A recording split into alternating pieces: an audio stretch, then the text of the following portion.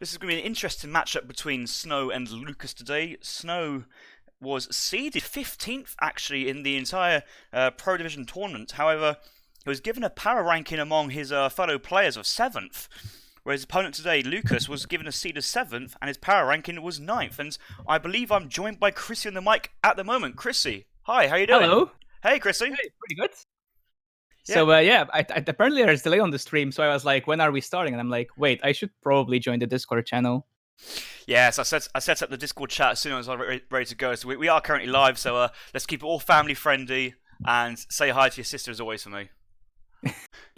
She's actually playing Dungeons and Dragons in the room next door at the moment, so hopefully they don't make too much noise. Tell her to put that down and hop online to ESOC TV on the on the Twitch website, because that is where the hot action is going to be for the time being. So we do have Lucas and Snow locking in into French and Iroquois, carrying on Bonnie Springs, and I think, Chris, you could turn yourself up just a little bit before we start, but we will check in the Twitch chat as we go on if any sound modifications need to be changed. I'm just going to quickly check from my end if the game sound's on. Oh, yes, I do have Age of Empires sounds going, so hopefully that should be fine from my end, and I'm going to ready to hop into this game. Chrissy, are you ready to go? I am extremely excited for this. I haven't casted in quite a while, so I'm really looking forward to this. Hopefully I'm not too rusty. Well, we're going to hop into game number 1 on Bonnie Springs here. Yeah, not a good start because I don't even recognize this map. So I think I know which Chrissy, when was the last time you actually played Age of Empires Online? Age of Empires 3, shall I say? You were right there when I faced Eric in Manchester. Oh yeah, that was interesting. That was an excellent match. But in the meantime, though, that's all the past. Currently, we are jumping into game number 1 between Lucas and Snow. This is the ESOC Winter 2020 Pro Division quarterfinal. We do have Lucas spawning into game number 1 at the top of the map, playing as the Iroquois civilization, with his opponent today, Snow, in the bottom of the map, playing as the French.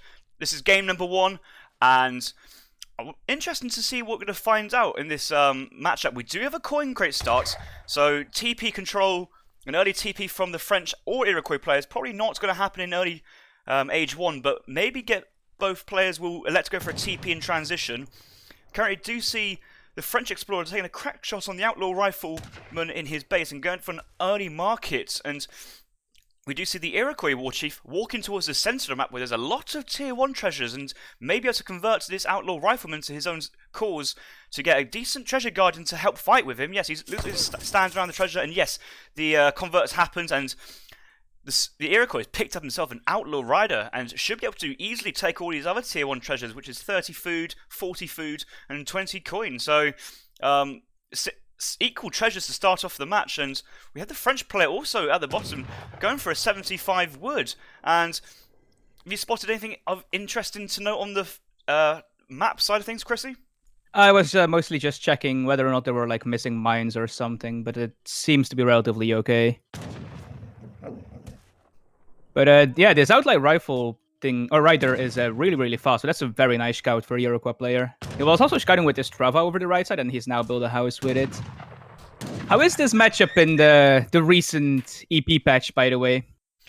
Well, it's hard to say. I think the Iroquois civilization has turned more from a aggressive Age 2 civ and try and put some pressure on the opponent's base, and has now transitioned into more of a classic semi-FF style civ, and especially versus the French, which we do have the CDB villagers for Snow, which are very tanky villagers with range resist, extra HP, extra attack, and with the blunderbuss and the greatcoats upgrade, these can be turned into kind of pseudo infantry units, and maybe might be enough of a presence to dissuade Lucas from pushing in early Age 2. Yeah, it's always been somewhat difficult to push the French player. Those CDB just incredibly tanky, especially like you said with those market upgrades. You know, they're basically Russian musketeers almost. So we do see 3 CDBs being sent from Snow, and I'm just checking his hunts and thinking he's already got 2 hunts underneath his base. A bison hunt coming in, which is a lot of food nearby, but actually we need to really work on this hunt. I'm not too sure if this is one single hunt or 2 hunts together, but he's also pathed around awkwardly around this wall here of Mother Nature, so we need to try and do his best to kind of herd that back before any pressure from Lucas comes in, because Lucas may go for a forward war hut with his Travois on age up and could be sending 5 Tomahawks, training 5 Tomahawks, sends in the big button upgrade as well. So interesting to see what Lucas is going to do. But a lot of villagers on wood at the moment. That's going to indicate some sort of trading post play, especially he's picking up 60 wood treasure on the right hand side and is nearby the trading posts on the right hand side as well. Yeah, it was actually very unfortunate. That bison hunt started here when the map launched, and it just like walked all the way across this wall. I'm not even sure if you can hurt that back properly. You might have to siege down the wall. Yeah, look at him. He's trying it, and the bison just ran away to the left. Oh no! Look at these other 2 bisons. Oh no! And this third bison is, because he's been basically AI'd to join the herd. He's having to walk all the way around, and that is so painful for Snow. That is. He's going to look there and go, "Oh my god, really? Is that really just happened?" But I do think actually we do have 2 distinct herds in the centre and a third one nearby. So Snow may have to play a little bit forward in this matchup to try and secure all these extra hunts and resources. We do have the 2 coin miners on the right hand side as well. And Lucas actually ran by with his converted guardian, so he saw that herd being super awkward. So he knows that Snow might struggle for food here. That's certainly a good spot, and we also see Snow already herding the left-hand hunt, because I think he's realised that these middle hunts are at the moment ungatherable or slightly too far to extend out, and could wander back towards the French player's base as we transition later into the game. But we do see an in-base war hut coming up for Lucas, and this is very similar to what we saw from Maito's game on yesterday's series, where Maito went for an in-base war hut, crate age up, stagecoach TPs on the right-hand side, first shipment. Maito sent last time, I believe, was the All Resources card, which gives you 300 food, 300 wood, and 200 coin. So maybe using that extra wood and food to fund the stagecoach upgrade from Lucas. But Snow has already got his second TP and prevents the Iroquois from taking a cheeky third trading post for himself. And we do see, in the centre of the map to the kind of left-hand position, we do see a barracks and stable being produced. We currently have market down. Research is being upgraded, but no house at the moment, so this is looking like a classic Samwise build of 700 wood to be shipped next to fund the houses and possibly the upgrades later on, but he needs the wood to, the wood's just come in to get the houses to make use of the stables and barracks. But I think by going for an early steel traps, he may not have enough resources to get a 5-5 batch out from the stables and the barracks. Do you think that this forward play is as a direct result of that herd being awkward, or do you reckon this just like was his plan all along against Iroquois? I'm going to suggest not, and the reason being is that it would make more sense if the buildings were on this side, because at that point you secure the hunts, there's 2 coin mines on the right hand side, there's 2 on the left as well, but you also put direct pressure onto your opposing enemy's trading post, which has the stagecoach. So if you can take the stagecoach for yourself, so knock it down for Lucas and build it for yourself, you can capture the economy of your enemy player and transform it for yourself. So that's probably where it is. We do see Tomahawks being being trained from the war huts. We do have 600 coin being sent down, and the Iroquois' first card was 5 settlers. So a 5 settler in coin shipment does indicate a semi-FF or a fast fortress style from Lucas. I don't imagine he's going to train many more units, especially because he's currently housed at 29 over 25. So he needs to wait for the woods to come in from the TPs to be able to chuck down a second longhouse. And yes, the longhouse is being produced there, but he's massing his resources to go straight to age 3. And Snow may have an opportunity with this somewhat forward build and somewhat aggressive nature to kind of get some damage down in the Iroquois base early on in this match. Unfortunately, like you said, he was not able to get a full batch out, and he had to wait a second production cycle to actually get a reasonable number of musketeers. So the big button Tomahawks at least stopped any sort of raiding from those first 4 Hussar. But where is the... there it is, a warhead. Okay, yeah, it's very forward. I'm not sure how realistic it is to push into this, though, as colonial French. Like, we already see Iroquois clicking up, and I'm fairly certain he kept his messenger politician exactly for this. Yeah, so he's going up really fast, and he does have a shipment as well.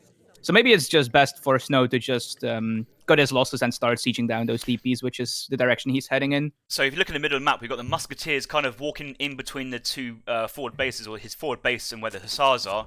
And we have Hussars sieging this trading post, but Hussars only have 20 siege attack. It's going to take a very long time that train post to go down, and be better use of trying to maybe get a cheeky raid in from the top right-hand side, or at least put some villagers into the town centre to get some idle time. But at the moment, this semi-FF is going unpunished, kind of touched, and I think Lucas would be very happy with the situation for the time being. Snow has also gone for 700 wood, 4 CDB, and 700 coins, so Assume has also going for some sort of delayed build, but actually, looking at this mass, he's been caught by the Tomahawks, and this is going to be a good pickup for Snow, because he's outmassing the Tomahawks like crazy. However, you know, he's losing quite a lot of HP on these cavalry units due to how good the Tomahawk side hand attack, 14 times by 3, but we see Musketeers pushed into the central base of Lucas.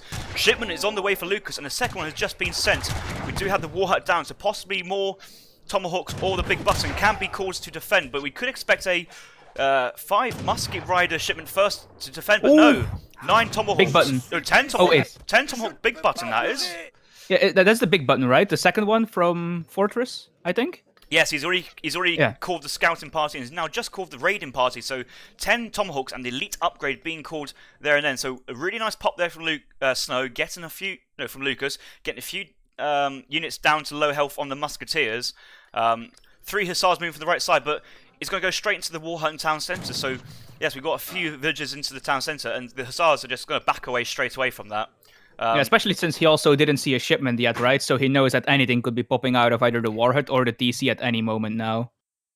But we have had Snow send 700 coin, and he did mass a little bit of extra cavalry and musketeers off it, but now has the resources to click up. But a delayed semi-FF versus an Iroquois semi-FF with no pressure put onto his base before he was aging up has led to Lucas be able to send the 400 food, wood, and coin crate shipment for a really... I'm not going to go as far as say greedy, but can now put down a stable as well, get market down, get some market tech, maybe get elite Kanya horsemen as well, but should be able to get a decent military production off of this as well as some further infrastructure, and especially how the 1200 all resources crits give you that great versatility of how you spend the 400 of each resources, because if the Iroquois player sent 1000 wood, maybe drop down a second town centre, but you'd have a lot of spare wood left over. Yeah, and his stagecoach TPs are still active this entire time, by the way. He denied the Hussar again with his Tomahawks. Lucas is currently repairing his TP for a real cheap price, probably about 50 wood or 25 wood to repair from half HP, so really good micro there for Lucas just to kind of get that extra HP on. Now, because if that does go down at a later point, he's bought all that extra time from the time Snow has to siege, and yes, he's still on the left-hand side with these musketeers, and does have quite a few musketeers on the field.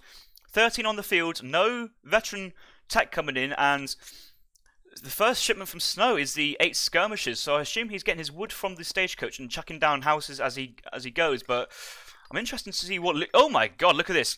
Time out. Lucas is advancing to the industrial age. He's used that resource shipment to FI behind this, and looking at his deck, how many cards does he have? He has the 2 crate cards, the 1800 resources, 16 tomahawks, and 4 cannons, and this is an interesting strategy from Lucas. He may have done this before and may have worked out, but he won't have that much of a military mass behind us to push out to capture some resources on the right hand side, so hopefully with 1 shipment, soon to be 2, he would have enough to kind of defend this with the 4 cannon shipment.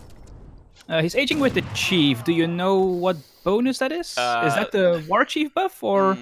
I don't know. the Chief from the Sioux civilization is the wood.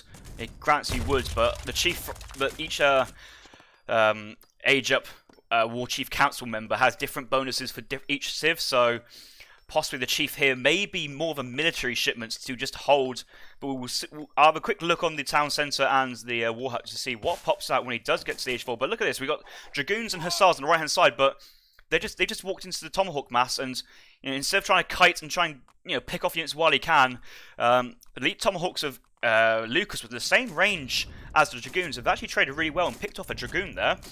Looking at units lost, we do have 3 settlers going down for Lucas, but quite a few musketeers and hussars for Snow, and given Lucas all his time to age up to FI with near enough 2 shipments, we do have 10 it's a bunch of villagers. 10 villagers have just popped out there, I assume, with a War Hut Travois, but resources are getting scarce in his base. He needed something to really hold his push. He's trying to throw up a War Hut as an emergency on the right hand side, but that set has been picked off now, and Snow knows that he can't sit back at this point. He needs to do something from his own side, so I'm expecting maybe a Falconet shipment next, or Culverins if he's anticipating the cannons of Snow, but I think the momentum for the time being is with Snow. Interesting to see how he's going to react to this.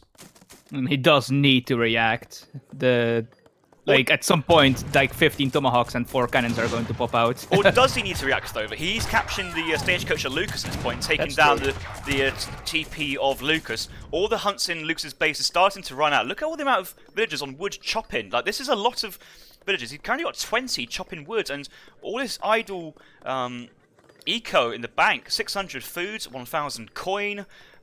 Champion tomahawks are coming in to secure these light cannons or field cannons. They've already been upgraded straight away, so he has the artillery, the siege workshop down, and looks like Lucas is committing to a kind of musketeer cannon combo, but cannons slightly out of the range, and 2 falconet pop from Snow, but picked off by these pseudo culverins of the Iroquois player. But not a lot of champion tomahawks here actually, especially with lots of skirmishers and dragoons. These 4 cannons are going to have to do a lot of work and focusing onto the skirmisher mass. Hussars on top of the cannons, and the Iroquois tomahawks are out of place. You do not want to get the hand cavalry on top of your field cannons, and all the cannons are down for the time being. I think Lucas needs to retreat. He can't take these skirmishers on with the tomahawks. Yes, he's running back now. Those are mostly musketeers, though. Well, there's only a handful of skirmishes in that pack. There's more coming from the left, yes, though. so those musketeers are left over from Age 2, but Snow is only training skirmishers at this point, and if we look at units in queue, what do we expect to see in the field? We do have skirmishers from Snow, the 4th trading post being put down. Look at Lucas's protection, 4 cannons in queue, though, but look at his idle. He's got 23 settlers currently doing absolutely nothing as town centre, and he's having to try and push out to this coin mine on the left, but that's right next to some skirmishers. There's no HP upgrade on the Ville, so these be picked off very easily by the 5 skirms. Yeah, and France is on 4 stagecoach TP because he did pick up his own TP line somewhat early-ish in the game, and we might have forgot to mention that. But he did get stagecoach on his own line as well, so he's on 4 TPs at the moment with stagecoach. So France quite ahead in economy at the moment, so Lucas does need to make something happen here with these 4 cannons. I think Snow's realising that because he's got these 4 TPs gathering wood, he can afford to drop down a reduced price town centre. They only cost 500 wood now. This should give him a lot of line of sight, control over 3 coin mines on the right, and arguably this 4th one here as well. So making quite use of it, dropping down an artillery foundry for himself. I think Snow has realised that Lucas is committing to a cannon infantry mass, which can be countered by either lots of falconets or a mixture of falconets and culverins, or just, I guess, maybe just lots of skirms and a few cuirassiers running around the back. I think Lucas really needs to do something with his fortress. He has sent 4 shipments, though. 3 shipments, the cannons, the tomahawks, and the 1,800 resources, but there's been no more military shipments from Lucas coming in, unless he sends Age 3 shipments. He does have infantry combat still available, so we could expect some very, very strong infantry units of Lucas. But we did see a little bit of a raid here on the right hand side from Snow. Picked up about 4 or 5 villagers, and Lucas has torn down the forward base of the French player for the time being, but that's just buying Snow all the time he needs to mass on his superior economy. Yeah, granted, Lucas can go on for a decent bit more because he does have the infinite card, but he needs to get some resources secured. Is the word I'm looking for. So we got the French mass behind the wall being protected from anything. Kyrgyz says on the opposing side having to kind of keep the tomahawks interested where the heavy cavalry is, and these cannons, they're not fantastic versus infantry. They're kind of like flaming arrows. They're a mixture between falconets and culverins, but again, we just denied that war huts. Lucas has managed to secure this hunt though, so if Snow identifies this is his only source of food, then maybe we want to put a little bit more pressure. But for the time being, 2 TCs producing resources, and although Lucas pushed the left side and took down the military production buildings, he did take down the TP, but it's just going back up again, and this is what Snow really wants, is that eco upgrade. 2 culverins, 3 culverins on the field. In position, is going to get good shots on the light cannons already, and that's 1 down. That splash damage took down another decent damage on the second, so a bit of micro, and maybe the line of sight can really help. He's not going to get that long range shot, so Snow is just happy with this position. I don't think Snow needs to overcommit at this place. Yeah, and this is the issue with things like flaming arrows and these Iroquois cannons. like, yes, you're both a Falk and a Culverin, but you do lose to either of them in their respective fields, which is very annoying in the cannon mirror because you just cannot beat. Oh, that's a big Culverin pickup there place. from Lucas. He's trained more field cannons himself, and he's actually. The French player's actually sieged down this ward. He wants to have direct, straight access to Lucas's base, and I suppose over time, if this infantry mass gets any larger, and with the shipments of infantry combat coming in, these Tomahawks will be very, very scary. But he didn't choose to send the 1,500 resources for the time being. If he wants to commit to this Culverin strategy, he does need to make sure he has at least enough to keep one-shotting a field cannon, so that he can out-micro the opposing cannons and actually abuse the range advantage Culverins have. Because if you don't have enough of them, you will still lose to these hybrid cannons. Do you think Snow at some point should follow up to the Industrial Age behind Lucas? Because if you have some factories in the back, quite safe away from the Iroquois player, get the guards, skirms, or the voltigeurs, I think massing skirmishers at this point with a counter-infantry rifle upgrade would be beneficial from Snow's position, because although, yes, the field cannons are kind of put under the pressure, behind that is just Tomahawks, so Dragoon's not going to do well, Cuirassiers are going to struggle a little bit, and looking behind us, he still is going for Skirmisher Cuirassier, but because he's got housing issues, he can't actually get the batches going, and he's nearly got resources to Asian Industrial. He might want to kind of actually get to the point where he's thinking, I'm going to commit to the Industrial Age for the time being. I think he's a bit too late for that, due to just how much cannons Lucas has now. Jaegers have just been sent to the home TC. We have the Arsenal down. Counter-infantry riflemen should be on the way very, very soon. He may need to buy some wood if he can't get it in production already, but he just needs to buy, basically. I still think the Industrial Age is going to be a good shout for Snow at this point, because you maybe want Culverin Royales to take down this field cannons, but possibly also wants to kind of raid around. We do have Tomahawks on the left-hand side, fending away these two cuirassiers of the French player who has the cavalry creates upgrade, but no cavalry combat, so only a 10% HP upgrade instead of 15 HP and 15 attack.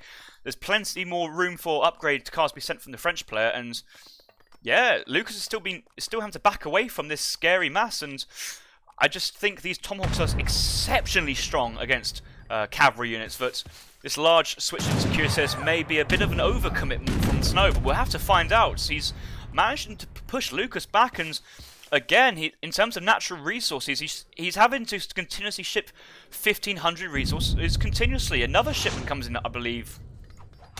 And here we have the engage. All the cuirassiers on top. No cavalry combat being shipped. Cuirassiers working their way to the back, getting onto the light cannons, taking them down. Skirmishers individually taking onto the Tomahawks. I think the Jaegers and the Skirmishers are doing all the damage needed, but no counter-infantry rifling present on the ranged infantry. This could really make this trade go quite well for Lucas, actually. The Iroquois Explorer is still up, providing HP bonus to both the infantry and the cavalry, and I wonder if he used the crack shot in that time as well. He almost certainly. I think the Cuirassier, like, that is a lot of resources to throw into basically Musketeer Falconet. I think you'd have to go something more like Skirm, Culverin or something and just out-micro them. So if you just jam Malikav into Tomahawks, I mean, that's what happens. but because Snow's committed so long into the Fortress Age, he's out of coin, and actually, there's not a lot of Tomahawks here being picked off by the Skirmishers, and the Cuirassiers on top of the cannons, and once the cannons go down, then it's going to be easy pickings for the Skirmishers onto the Tomahawks. Look at the reinforcing cannons in the back, there's two more.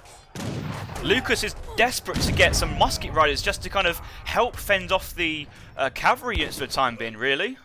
We have some villagers on the coin mine exposed, but about to get picked off. I think Snow wants to retreat from these cannons a little bit more, especially if you have no cavalry on the field. Villagers sharing the hunt here in the middle, Warhawk going up, but we have a mill and a plantation transition. This was what I was talking about, wanting to get to that industrial age in a timely manner behind it. The factories are such an important shipment, and look at this. He sent 7 skirmishers, and at 21 minutes, that's such a low value shipment as well. What else could you send at that point? He has to cav combat. That's only just come in though, so that's probably that was after all his cuirassiers went down. But you could have, yeah. Maybe he. I think Lucas might be a bit overcommitting on cannons though. He made 3 more cannons. It's working. It's working because the cannons are kind of forcing.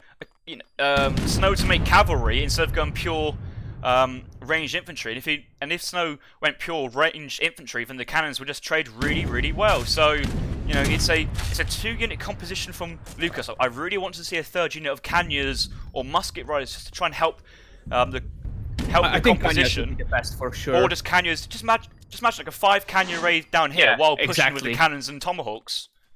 You use the cannons and the cannons and the tomahawks to like stabilize, hold on, and then you're just like super annoying with Kanyas. But I think the logic behind just like investing more and more into cannons rather than more things to protect them is because he saw the mass of gendarmes and he knows that Snow resigns there. Yeah, he's had a few of the culverins there, but they're not going to win versus 6 light field cannons of the Iroquois player. These have 32 range, and the culverins, they do have 34 range, so good micro could actually pick these off one by one. But when you have 6 cannons on the field versus 2, that would be very, very hard. And I think Snow is upset by that first game there. Yeah, I can imagine. He was in such a strong position. Maybe you were right and he was supposed to go industrial, but at that point where he was like having a big mass in Fortress, I think it was too late. If he goes industrial there, he just loses too much of his tempo advantage. And Lucas just stabilizes and like secures the copper mine on the right, the copper mine on the left, gets like the Nether Hunt. And that would not be ideal. But maybe like as soon as he saw the industrial age up, he could have followed up. Yeah, but also remember, early in Age 2, Snow trains 10 musketeers, about 8 hussars, and really didn't get anything done with that, and had to delay the Fortress Age up afterwards, and... He killed like 1 villager or something, maybe 2, and he didn't get the TP down. That was really big as well. He never got those TPs down until very late in the game. And looking at the age up time, Lucas aged up at about 7 minutes 40 seconds, and Snow aged up at 9 minutes and 40 seconds, so 2 minutes behind the Iroquois player. And Lucas thought that when he aged up to the age 3, sensed the crate shipments, and Snow was still not in the 3rd age, that was the time he needed to advance to the industrial behind it. And he did send the villager card, but he did lose quite a lot of villagers thereafter due to raid and pressure. So maybe a different politician could have been more effective in that situation, but. No, once the cannons are on the field and look at some of the military populations, Lucas were taking some good trades, especially the one near the TPs in the top right, where look at Lucas's gendarme mass of 128 units falling down to 38, where Lucas went from 73 down to about 38 as well. So a really good trade for Lucas, and at that point, Snow had fully committed to Fortress Age. He ran out of coin mines he could access. And yeah, I think the momentum stopped at that point, especially when he had 2 culverins remaining. He just could not contest the Iroquois' mass. Yeah, and that first really big fight with the culverins, the field cannons actually got the first shot off, and that is not ideal. You really need to take advantage of your minor range advantage on culverins, especially if the Iroquois cannons are an age ahead. I'm just checking out the timeline, and I think at 20-minute mark, Snow has 33,500 resources, but at the 20-minute mark for Lucas, he has 25,500 resources. So Snow had 8,000 more resources more than the Iroquois player at that point, and an industrial age up is 3,200 to remember. So in terms of actual units on the field, Snow had about 11,000 more resources on the field or in the bank available to play. But the champion units of Lucas and the tech managed to overcome that. I think Snow could have got that age up in there if he needed to, but also could have overpowered in the 3rd age as well. So yeah, game 1, really good game. Let's hop into game number 2. Yeah, I mean, you say 8,000 resources ahead, but he threw away about 10 musketeers, 5 hussar, 3 culverins. That was really big as well, and of course that massive gendarme mass.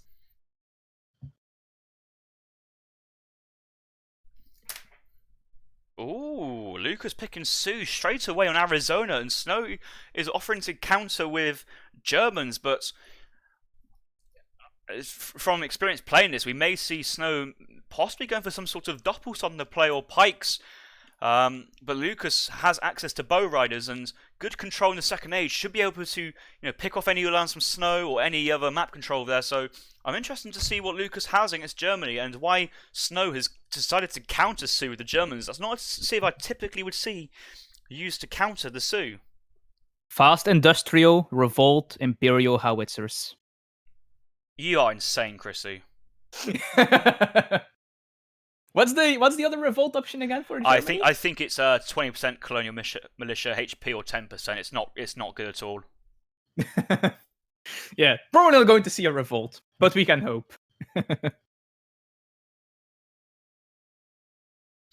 I should probably green up. Just checking Discord. Looks like in terms of sound, I think we're all good for the time being. Yeah, I'm alt-tabbing every now and then to take a look at it. I haven't checked the Discord in a while, but I think it's all good. So I'm gonna hop back into the Twitch chat. I occasionally have a check over to see anything going on, but no, it looks. Did we get the recorded game? It should say recorded game. It depends how quickly the game starts. Because I mean, I don't see recording game. I'll have to check with players. Ooh, I've changed my diplomatic stance towards you.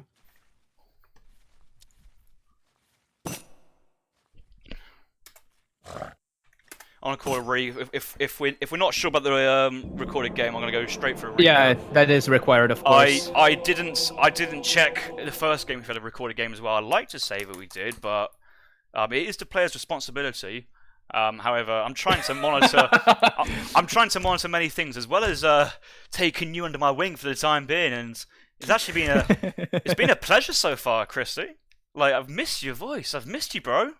Yeah, it's been quite a while. I'm still hungry though. And yeah, but record game is active. Okay, so we can be you got to remember, there's lots of viewers on ESOC who did not go to the New Year World Championships who do not get the reference, and may find that there was something a bit dodgy behind the "oh, feed me, please, feed me." So we'll save that for a story time in between games later on if need be. But for the time being, we are clicking in to game number 2 on Arizona. Yes, we got this EP recorded game being saved this time. So yeah, good spot by myself for the recorded game, and hopefully we'll have the recorded games for every single match being played so far. But for the time being, we are joining into game number 2 between Lucas and Snow. Lucas took the first game with a win with Iroquois on Bonnie Springs and has elected to play as the Sioux civilization and spawning at the top of the map. The crate start today is just a single wood crate as well. Looking at the bottom, we have Snow spawning as a Germans, and Snow has decided to go for the counter-pick Germans, which in my recollection is a bit of an interesting pick, specifically because the Sioux have very strong ranged cavalry units in the second age of the Bow Riders, where Snow is playing Germans, and one of their bonuses is having lots of Ulans being sent with every home city shipment. And Snow, no, it's a 200 wood start. Yeah, the Sioux don't usually start with a wood crate, so that's given Snow an extra wood crate for himself, which has provided him to go for the TP. And we see that Snow has elected to go for the safe trading post so that he can be guaranteed he's going to get it past. And Lucas, 75 wood treasure and was chopping trees at the same time, has managed to get a trading post, and with the Sioux Explorer's high speed has zoomed across the map and will have enough resources to get this down, and I think he'll have enough time for the TP travel to come in. So this will be an excellent start from Lucas, and we'll have to check. It's going to be close. It's getting close, but Lucas has got it for sure though. Yeah, so he's fine, yeah, absolutely. They both got the pass. This is a really nice start for Sioux, especially as he's going back now to other treasures he may have seen. So he has seen the 60 XP, which, 2 coyotes, it's an easy pickup for Sioux, the splash damage. Look, he's going to poke it together, move back away, and wait for the coyotes to come as I say mass. But yeah, no, early TB for both, and Lucas had already sent his first shipment, so that should be in before 2 minutes. Oh, it seems that Snow picked up a Cherokee rifleman. He might be able to possibly put some harassment on the Explorer if he keeps it around with his own. And I'm not sure if he has seen the wood treasure above his TP, but if he hasn't, he's going to lose both wood treasures to the Sioux Explorer here. I was just checking coin mines, and both players have 5 coin mines on each side of the TP line, and decent hunts for both. I think Snow has a little bit more hunts on his side, but his coin mines are a little less readily available than Sioux. I think actually the coin mines are equal, and yeah, I'm happy this map balance as well. So I think we're gonna commit to this map here for the time being, especially as both players have got good starts. Snow will be happy with his 200 wood crate starts. Luke has been very happy with his early TP. So both Yeah, kind of the start, and both it was players 7. both players will assume they have the advantage. So I'm not going to intrude here any further. And look at this, Lucas converting an outlaw rifle, getting another 50 wood treasure on the right hand side, and slowly working away that 320 XP treasure could convert a second one, and then maybe with an early 4 Axe Rider shipment or any other units trained, should be have enough to go pick. But here's an interesting suggestion I've seen from the chat. Actually, no, it's fine. All these mines here are copper mines. They do have 2,000 resources. There are some maps which have only 1,500 per coin mine. So yeah, it's decent mines for Germany, and should be enough mines available for the German player to get to the Fortress Age and start getting units sent out really readily. I'm not sure how many of the maps still have those 1,500 coin mines in the current pool. They are reasonably rare from what I recall. Possibly it's only Cascade range. We do have both players going up with the 400 wood politician for the time being, and if we look at the shipment sent, we do see Lucas' first shipment came in at 2 minutes flat, where Snow, his shipment of 2 settler wagons came in at 2 minutes 30, so 30 seconds behind the Sioux player, but also a bit of delay there. Maybe he was housed at 10 out of 10 and couldn't actually send that shipment in any earlier, so... Yeah, he did have the TP, right? And he might have needed a bit more extra wood for his house. And of course, Lucas also just killed a bunch more treasure guardians. Well, it might be because of the XP bonus or deficit the German player has, but usually, without any TP play or whatever, your first shipment comes in about 215, 220 anyway, so possible delay with the house, because it's quite tough to get the TP built, but while managing your settler wagons to get the food and wood needed for the house and continuous veal production. So, especially when your explorers get in the TP, no time for the treasures. So quite a tough macro there for Snow, and maybe a bit of a delayed in terms of veal production. But we're going to the second age. Snow has 1 shipment in queue, halfway to his second. Lucas has 2 stored up back to back, and looking at what Lucas is, he's only sent 1, and his population has jumped up straight away, and I think it may actually be a Axe Rider shipment coming in. We do have in terms of population 15 Vils already down, possibly training a couple, but 25 queued up in total. So maybe 2 Vils queued.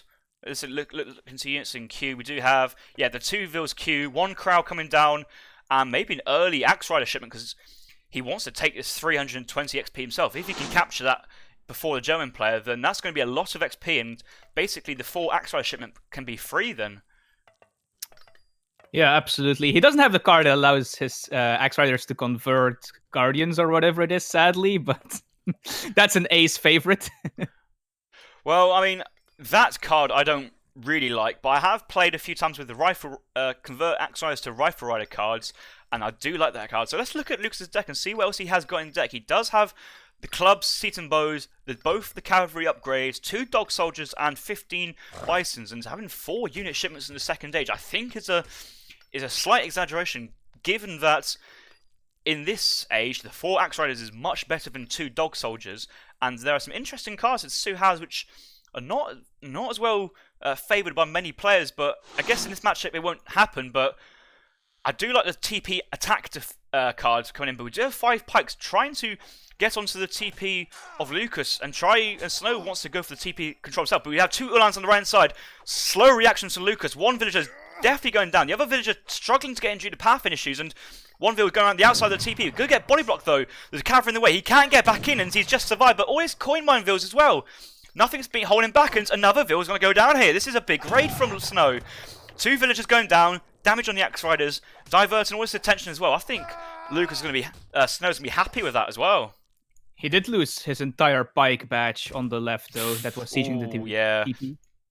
Oh, we have a double. And they were hitting the Explorer as well instead of the Axe Riders, so they didn't get too much done. 5 more pikes training from Snow, and we do have doppel sodners in queue from Snow, but a big batch of bow riders has just been produced by Lucas, so he's on top of this. These are the units you want to counter the slow heavy infantry, especially the doppel sodners. I don't see any other cavalry on the field to kind of snare and catch up with the bow riders, especially with the War Chief speed aura. This should be an easy defense for Lucas to run away, but that was a questionable decision to engage all those pikemen. He doesn't need to, especially with the bow riders coming in. Especially after the Minutemen pop as well. Yeah, well, I think once the Minutemen popped, he was kind of committed because he was being snared by the pikemen, and pikemen are quite fast units in their own right, 5 speed. So do they outspeed the cavalry after a snare? Yeah, after a snare. I don't know because you have both the aura, right, from the Explorer. Yeah, you have the Explorer aura, but I think that should give the Sioux units just enough speed to outraid. But we do have another 2 allies coming from the right hand side, and we have a low HP villager on the mine, 2 easy villas in the mine, but again, there's no line of sight protection on the right hand side, and these cavalries could be free. Look at this though. 4 doppelsonders, 2 pikes, and a Minutemen going to the TP, and this trading post is just seen has told Lucas the entire army composition, and he's deciding, and that's going to get caught. But he's got Seaton bows as well, and these are great versus heavy infantry with ×2 attack, so he may come from behind, focus down the Minutemen first. Don't get your cavalry in there, they'll back the cavalry out. That's not what you want. Oh no, the doppelsonders are taking 5 cavalry units out there. That is... And the bow riders are not committed onto the heavy infantry, so... overall, though, the doppels fall over, and all the Minutemen and pikemen cleaned up there. So Snow is up to Fortress, though, but a raid in the meantime as well. Settler wagon's going down, even, and he's still not responding to it either. Oh, at the bottom as well. There's a raid at the top, and this is raiding from both sides. No HP upgrade from Snow, and another Settler wagon goes down. Look at the units losses. Villagers from both sides. 4 Settlers from Lucas, and 2 Settlers from Snow and a Settler wagon. So Lucas has lost just a little bit more. 700 coin coming in behind this, and that should give Snow enough resources to mass bow riders behind us. He's not going for the age up at this point. He's just going for pure bow rider spam, and may want to send the cavalry attack card afterwards. Yeah, Snow reasonably safe in Fortress now, though, and this could be problematic for Sioux. I can see exactly what's happening. We're gonna have a gold star situation happen. Not much coin available in the mine for the time being. Only 400 coin remaining, and does have a bank of 500. So, not enough coin to get a mercenary shipment going. And looking in queue, we do have a skirmisher going, but no stable on the floor for the time being. So, no war wagons. All this. Bow riders will easily pick off the skirmishers as soon as they leave. No coin income, but once this mine goes, it's only 300 left. He have to push out into this map, and bow riders, they're great versus civilians because they don't have a negative multiplier. Right, 5 skirmishers pop out, and Lucas, yes, he's just going to go straight on top of it. War wagon's being popped, but again, this is a good trade for Snow, I think. Maybe? I think you're right. Is it? I think so, yeah. I mean, it's in terms of he's negated that first military shipment. The skirmishers are starting to fall over, and yeah, Snow's pens out. There is reinforcements coming in. He did send 700 wood instead of a cavalry attack, but look at this military population: 19 to 1. Skirmisher going down. No military available, and this coin mine is out. And now that he's seen the coin mine is out, I think Lucas's Snow's heartbeat is going to raise that a little bit because. What does he do? There's no food in his town centre, and there's no coin as well. You've got a few animals to the south, but you need coin as Germany to get your militaries going, and yet there's no villagers on coin for the time being. Watch out, you don't want to get snared here. I'm surprised Lucas didn't turn around and pick off his Uhlans, but I guess he's not too phased by the Uhlans for the time being. And another reinforcement batch of bow riders comes out. I'd like to see it. He's got some axe riders in queue, so he's going to mix in some axe riders behind us, but you want to retreat now if you're getting some axe riders to take on the skirmishers, and this could be a really large clear. 7 war clubs coming in as well to reinforce, and again... Those war clubs are going to get slaughtered by the doubles. Yeah, these war clubs are really underwhelming units from the Sioux, and a cavalry attack again could be useful, especially if the bow riders doing damage from behind us, but Snow is pushing out with 8 skirms, 4 doppels, and... I suppose together that's going to fend off some of the cavalry units, but look at this. Snow is gathering his forward coin mine and hasn't actually got many units on it, but as soon as Lucas pushes in with his units, it should run away, and cavalry raid from the left-hand side should get a big raid for the time being, but this is where the action is. As soon as Lucas needs to take this army, once the army goes down, these settlers are exposed and no coin income, but a big raid coming on the left-hand side for Snow, and yeah, Lucas has seen that. He's going to retreat to his war hut, and these low HP Uhlans should go down in a couple hits from the war hut, so nothing too serious here. And I can't believe only a single villager died there. Yeah, I saw that coming and thinking if Lucas didn't react, that could be 3 or 4. But again, sending more Uhlans away, but we can see how Snow is defending his coin mine with his absolute life. You've got all the skirmishers and doppels. They're just going to camp there, and 5 doppels came out as 3rd card for Snow, so he's actually had quite a lot of XP coming from his 2 TPs, so if Snow can protect his coin mines and moving forwards, I think this is not too bad for the German player for the time being, actually. And Lucas has sent 700 woods, 7 clubs, and with no, what is it? Yeah, he doesn't have 600 coin in deck, and 600 coin is a very good card for Sioux, because with 600 coin and 700 coin, you can fund a lot of bow rider production. These are expensive units for Sioux. You know, bad at eco, 75 coin a pop, and he's just losing a few here and there. Veteran he's double lost 10 Saunders. villagers as well already. Oh, yeah, and even more Ray coming right inside. So, yeah, The clubs are there, though. I don't think those Ulans will get much more. Well, unless, of course, Lucas doesn't pay I don't know, like, Lucas is trying to focus right side to try and not get caught by the doppel Saunders, but that's giving time for him to run into the base. And coin mine again, we do have lots of villagers around, and even just disrupting the eco for the time being is just giving Snow all the advantage. Coin mine out for Lucas and his base, and we'll also have to push out the map for the coin. Yeah, just Snow's army just like never leaving. This he's just going to go straight into the doppel Saunders here, and yeah, he's just turned around. And the thing is, he's only got 5 bow riders now, and that's just not enough to deal with any of this mass. And Snow's got such a massive skirmishes now that I think Snow's in the driving seat, and we'll wait for his next shipment. I wonder if Snow's going to ship possibly 1,000 coin, to be honest, because if his coin income's restricted, he struggles to get it, but he's only massing so far off 1 stable. So he said, what do you think about 1,000 wood to try and secure another mine with a TC? You can chop in the outpost. I don't think you need a TC, and I don't think you need the eco in this matchup, but yes, he's dropping the wood to get a stable. I'd like to see a second Rax as well, because, you know, the Rax is very, very important. We do see an outpost being chucked down as well onto this coin mine. The coin mine's nearly out, though, but, you know, with 1,000 wood, you can afford to spend it in different places, and we do have a settler wagon going to the right side coin mine already, and I wouldn't be surprised if we see a tower down here as well, because if you can secure just 1 more coin mine, I think there'll be enough coin for Snow to kind of get that real important mass going on and actually convert his lead into a sizable chance to actually win. He's also repairing the trade post that was like straight 100 away. HP. Snow's going for a secondary outpost there, and once these cavalry units go and see the outpost, they're going to be a bit upset, because you got to remember, Lucas is still in age 2, about to age up to age 3, but currently has no siege stats available, so buildings are very tough for him to take down, and, you know, with losing quite a lot of bow riders as well, it's not exactly he's aging up with a large mass of axe riders, so building siege potential for the time being is pretty poor from Lucas. And Snow feels confident enough to actually push into the base with his main army, and that could be bad. Although, then again, there is also, you know, this going on now. There's also this going on as well, so... But, like, we got to see the outpost, 17 vills in the outpost. If there's no outpost there, we'd see a slaughter of units, but Ulan's coming around here. No outpost nearby, no HP upgrades, possibly 1 or 2 settlers going down, but that's just enough to kind of pull the entire Sioux army or Sioux cavalry units back. 3 clubs which were shipped earlier, just kind of chilling in the back, not doing anything. Underwhelming units.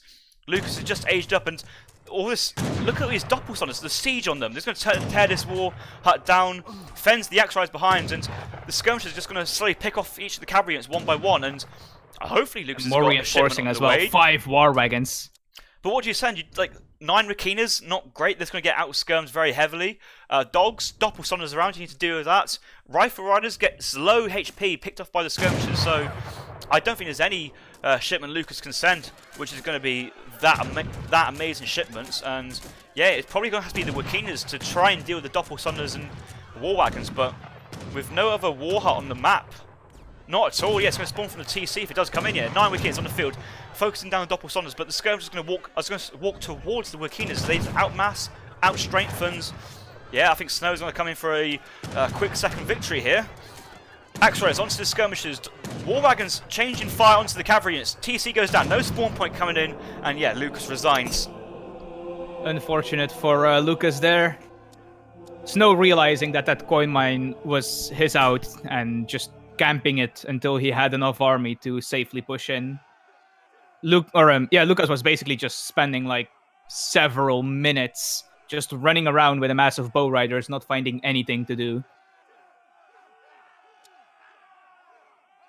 You got a few villages on the right hand side, really far away from the base, and again left hand side, and you know, Sioux's one of those cities that you can have spare APM just because, no houses, and it's quite an easy macro to go because of a low eco situation. But quite a lot of these vills are out really far herding, far hunts at the time being, or not keeping on top of it, where predominantly all of Snow's eco was inside the base and then kind of pushed into the top right for another hunt and mine, and then now transition to the right hand side for another hunt and mine situation. So I think eco there, Snow had it as well.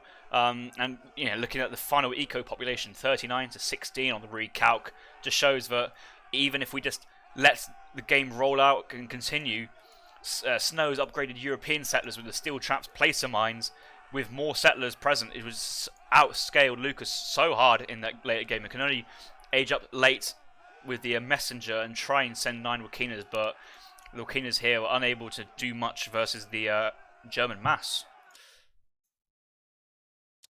Yeah, when it's 9 Wakina rifles against an H3 German army, I'm going to go with the German army. Oh, Lucas aged up 15 minutes 30, and it's non-standard. Let's just say I'm not saying it's good or bad. I think if we managed to get a bit more of a mass of bow riders with maybe 700 coin, 600 coin, cavalry attack card, cavalry HP if needed, and not necessarily invest into Seaton bows and war clubs, specifically the woods and the war clubs. I'm not sure what those two shipments, how much they kind of galvanized the Sioux war efforts at that point in the game, but yeah, there's potential there for Lucas to really put the squeeze on Snow's economy, especially when he ran out his first home gold mine. So nearly a gold star being pulled off there by Lucas, but lost control of that second coin mine, and then once a German player had the second coin, the shipments came in and just really, really did well after that point. So that was a Snow win for German. I've got a nice little piece of paper with information, all the maps, ticking off the players, we'll see what the civs they've played, and yeah. The winner of this series is going to face Maito in the semi-final. Maito beat TOS 4-2 and beat Ace 4-2 as well, so in a good run of form for the time being. But I think both these players as well are near enough top of their game for the time being. Yeah, Maito is in a good running to lose in the finals for the 9th time. Did Snow picked British first? Yeah, Snow picked Brits, yes. Yeah, British do really well on this map. There's lots of hunts available, C potential as well. I think Lucas has got to try to go for some sort of forward pressure with the Aztec, but could also go for an FI, C potential as well available. So I'm unsure how this matchup will go out on this map. I know that... Hold up. Hey. I hope it involves at least 50 shipping or fishing boats. Like, at least 50.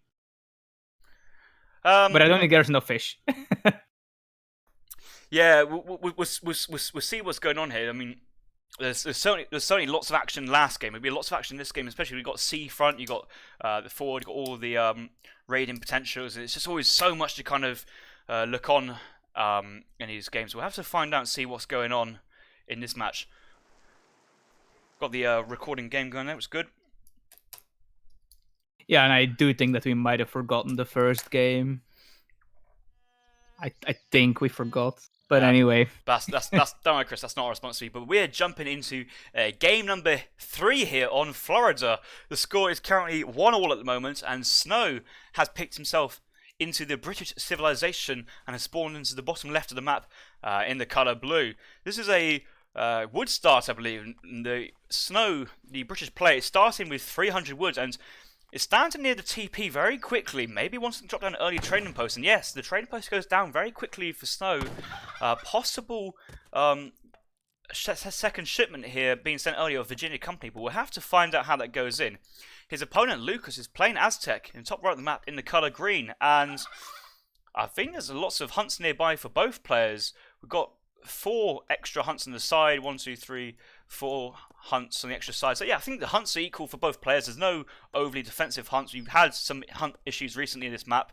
Coin mines as well. Aztec doesn't need a lot of coins, neither did British. So I think everything's going to look pretty even both sides. So I'm happy to play this map.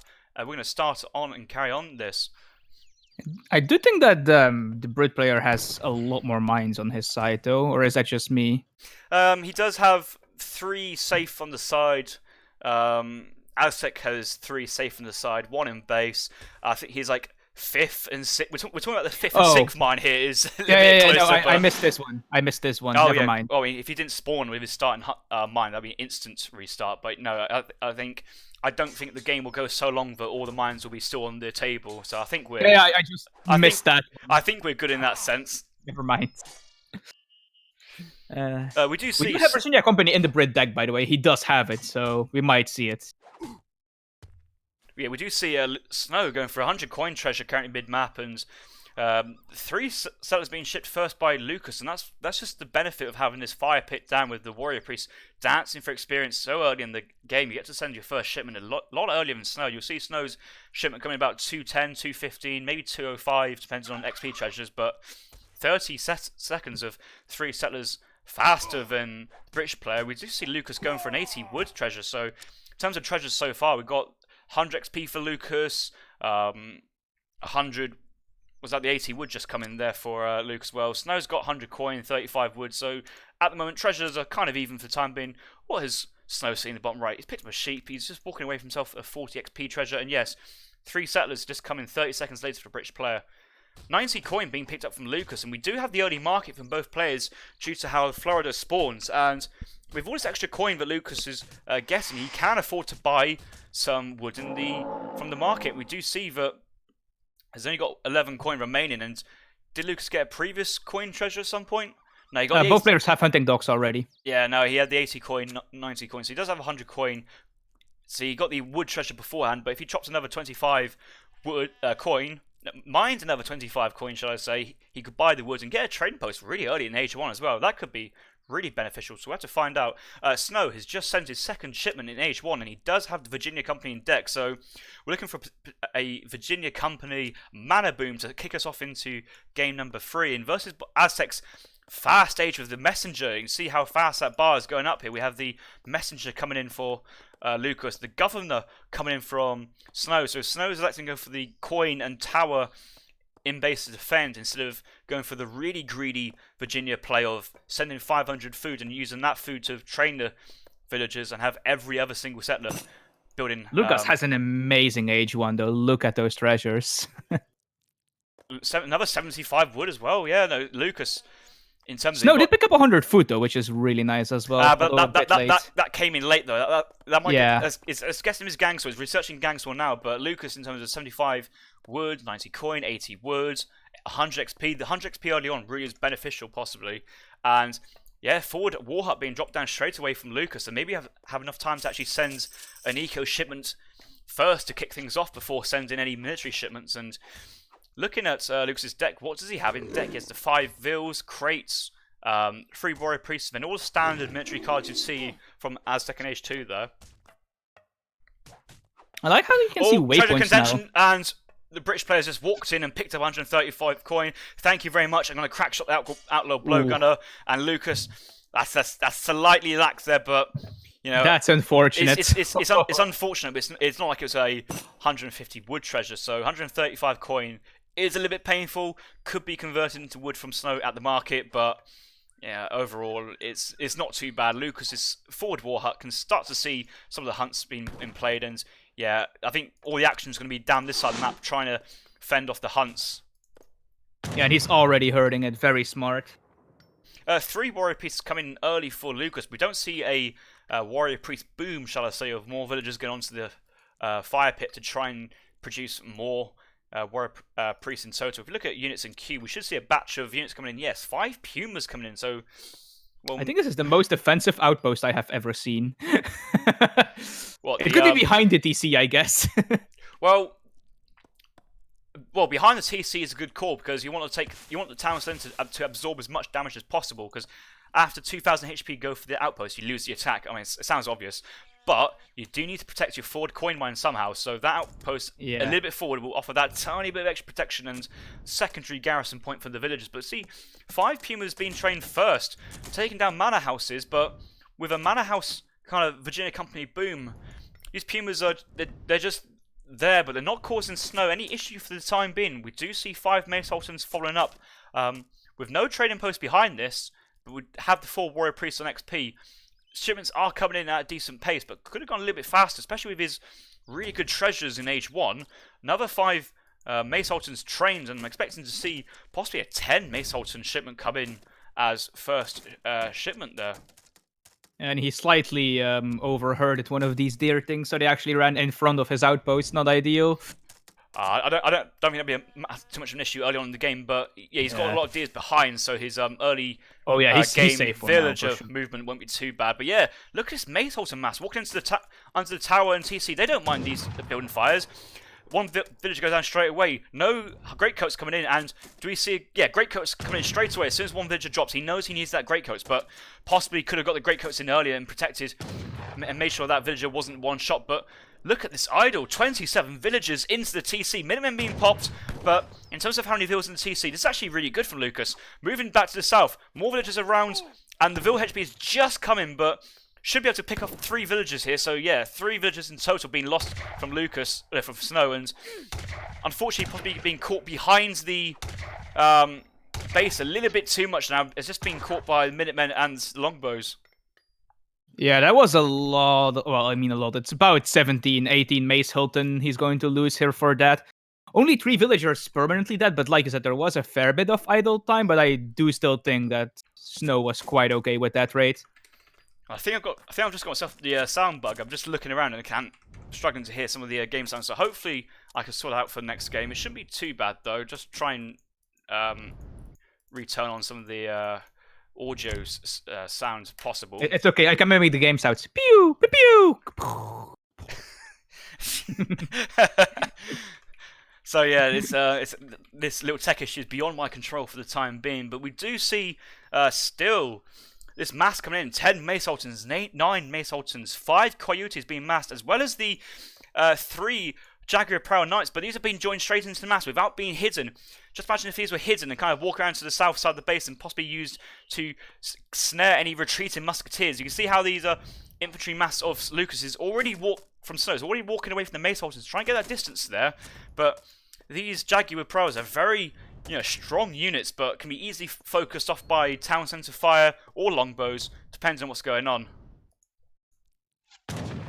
Yeah, this is... I mean, he wants to take down that tower, obviously, because it's giving him so much protection, but he's losing a fair bit of units under the DC here. I also think that Snow might be over-garrisoning a little bit. He only really needs 10 in there.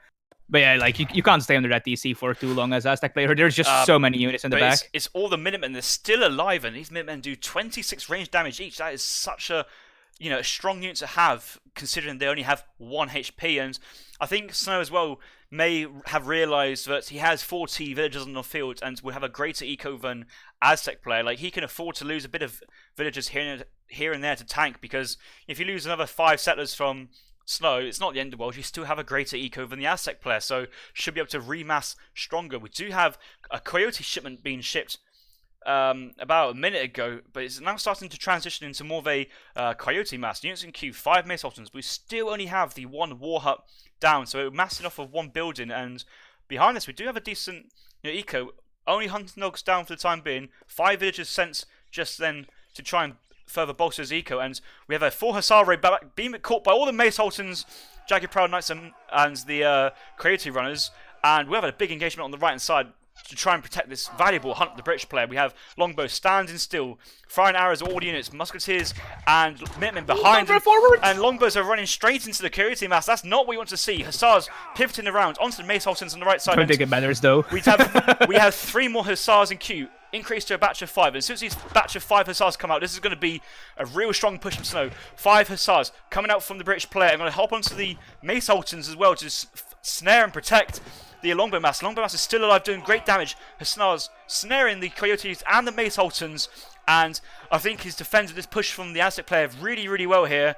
700 coin behind from Snow to further mass Hussars and Musketeers as needed.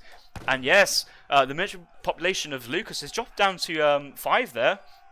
5 Coyotes being trained from the War Huts to kind of just continue military production, but he hasn't got enough military production to push in any further at this time. He's moving in with the 5 Coyotes, trying to get some raiding. He can see from his War Hut there's a manor house coming in, but if these get caught by the Hussars, then that's going to be a really good pickup for Snow again, and it looks like he's electing to send 2 cavalry on the right hand side to raid, but is actually staying still. He's not going to over push out. He knows he's got the economy. He knows he doesn't really have to push into the Aztecs player base too much. So we're going to see how it's going on. We do have 6 sheep for Lucas, not been eaten just yet, and was the best time to eat the sheep earlier to get a bigger mass to push in at that time. Now that he's lost all his units, would he find a better time to ever come back into the game? We'll have to find out. But these Hussars, they've gone down. No villagers picked off, but they've pulled the Coyotes and the Puma Spearmen so far back towards his base. It just shows Snow that Snow's got time to age up. It might show that Lucas wants to age up, but he can't age up behind this. He's sent 6 Pumas as well. No coin to age up. No coin being gathered. So it's just maces and coyotes being trained for the time being. Yeah, and that's not going to deal very well against a British musketeer hussar mass with cards coming in now as well. Cavalry HP coming from Snow. Does he have a secondary cavalry card? Yes, he does have the cavalry attack as well as 2 caravels if he wants to. If the Aztec is thinking of any sort of water play, but in terms of Aztec cards, he does not have the schooners or the water dance. So, with no water potential from the Aztec player, I think this is going to be I think Lucas's game plan so far has been very one-dimensional, and now that Snow's kind of defended successfully / countered it, this huge army of the British player pushing out with upgraded hussars as well, and 50 units to 34. Musketeers going to do some good damage from range behind, but these coyotes are. There's a lot of coyotes, but it's just musketeers and hussars, and that's not really the units the coyotes want to go against. No, and there gets snared as well now. This is just such a look at this. He's focusing down the Puma Spearmen, the musketeers and longbows of Snow. So all is going down before they actually really engage. A few engagements onto the hussars, but the other hussars are pinning the coyotes down, and the coyotes are falling over to the musketeers. It's just hussars and mace sultans, and yes, Lucas does resign in that situation, and yeah, GG to Snow. That was a really good defense. I don't think any amount of micro can save you there as the Aztec player in that fight. That's just, this British army is so scary. I think it's worth to note as well. No, I didn't see too often, but I didn't think Lucas had the attack dance or the war dance on from the war priests most times during the game, though. So there could be an extra military advantage to have been squeezed out from being a quick access to the fire pit and changing over. But once the economic population for Snow was above Lucas's and had access to all these safe hunts in Florida. Florida's a map which you have access to a lot of hunts and possibly 1 extra hunt for Lucas, but Lucas does have this other hunt to the right hand side he hasn't eaten yet, and that was a similar position to where Snow's was. So I was happy the map bounce here, and how you're talking about the coin mines. Both players are still on their first coin. I knew the coin mines weren't going to come into factor this time, but yeah, if we look into economic population, the villager population, we see that once the manners come in thick and fast from about 3 minutes 30. Or 3 minutes 50, we just see villagers up to 24 by 5.5 minutes, and then the 5 sector comes in, and the house is being built on the 700 woods, and we just see the British player having 37 villagers by 7 minutes, and that's a lot compared to the Aztecs 22. Military population, the British player was always behind Lucas, and Lucas had a sizable advantage, and at one point in particular, Lucas had 30 military population against Snow's 5, but a batch of 5 as well as Minutemen came in to kind of further defend his location. And the Minutemen got some really good value in that early trade. And then once the Hussars started to pop out later on, it was just a combination that Lucas just could not overcome. So yeah, once Snow had the Hussars pumping out, especially upgraded as well with the Cav HP, the writing was on the wall for the Aztec player. So yeah, good game there from Snow. And it was interesting because the Aztec was the counter pick from Lucas for the time being, considering Snow won the last game. So maybe that Civ choice wasn't the best idea, or the game plan didn't go to his ideal. I'm going to quickly restart my game though to hopefully get out the sound bug. Chris, are you there? Yeah, I'm there. It's just letting you speak. You seem very. I'm just filling the airwaves. What can I say? Yeah, I think the Aztec player took a bit too many engagement under that DC and the outpost there. That's just so much consistent damage. And yeah, sure, you have to idle some villagers to get that damage. But you're getting 75 damage per shot or something from that DC? Sorry, mate, say again? The TC, it's 75 damage, right? If it's 10 villagers? 90. It's 9 per villager. and goes up to 135 with colonial militia sent. So it's 9 per villager, slightly more than a villager's normal range attack, but slightly less than a villager's hand attack. So if you've got 20 villagers in town centre, then there's always a case to try and pull out some of those villagers to fight in hand to hand. And we saw that with Snow, because he had that 25 villagers in the TC and just pulled out any spare villagers to help fight out to defend that early Aztec push. I am going to just go onto a recorded game just to check that the game sounds are there. I'm going to quickly check into a recording I got sent from Eaglemut. Eaglemut wants me to cast this very close series that he played in the beginner division, and I do not know the result of this. And I've heard it's a long game going, so I'm just going to quickly play fast in this just to check the sound working fine. Yeah, I'm hearing game sound, so it looks like I'm back in with and the sound issue's gone for me. So I'm just going to hop out of this game now and head back into online.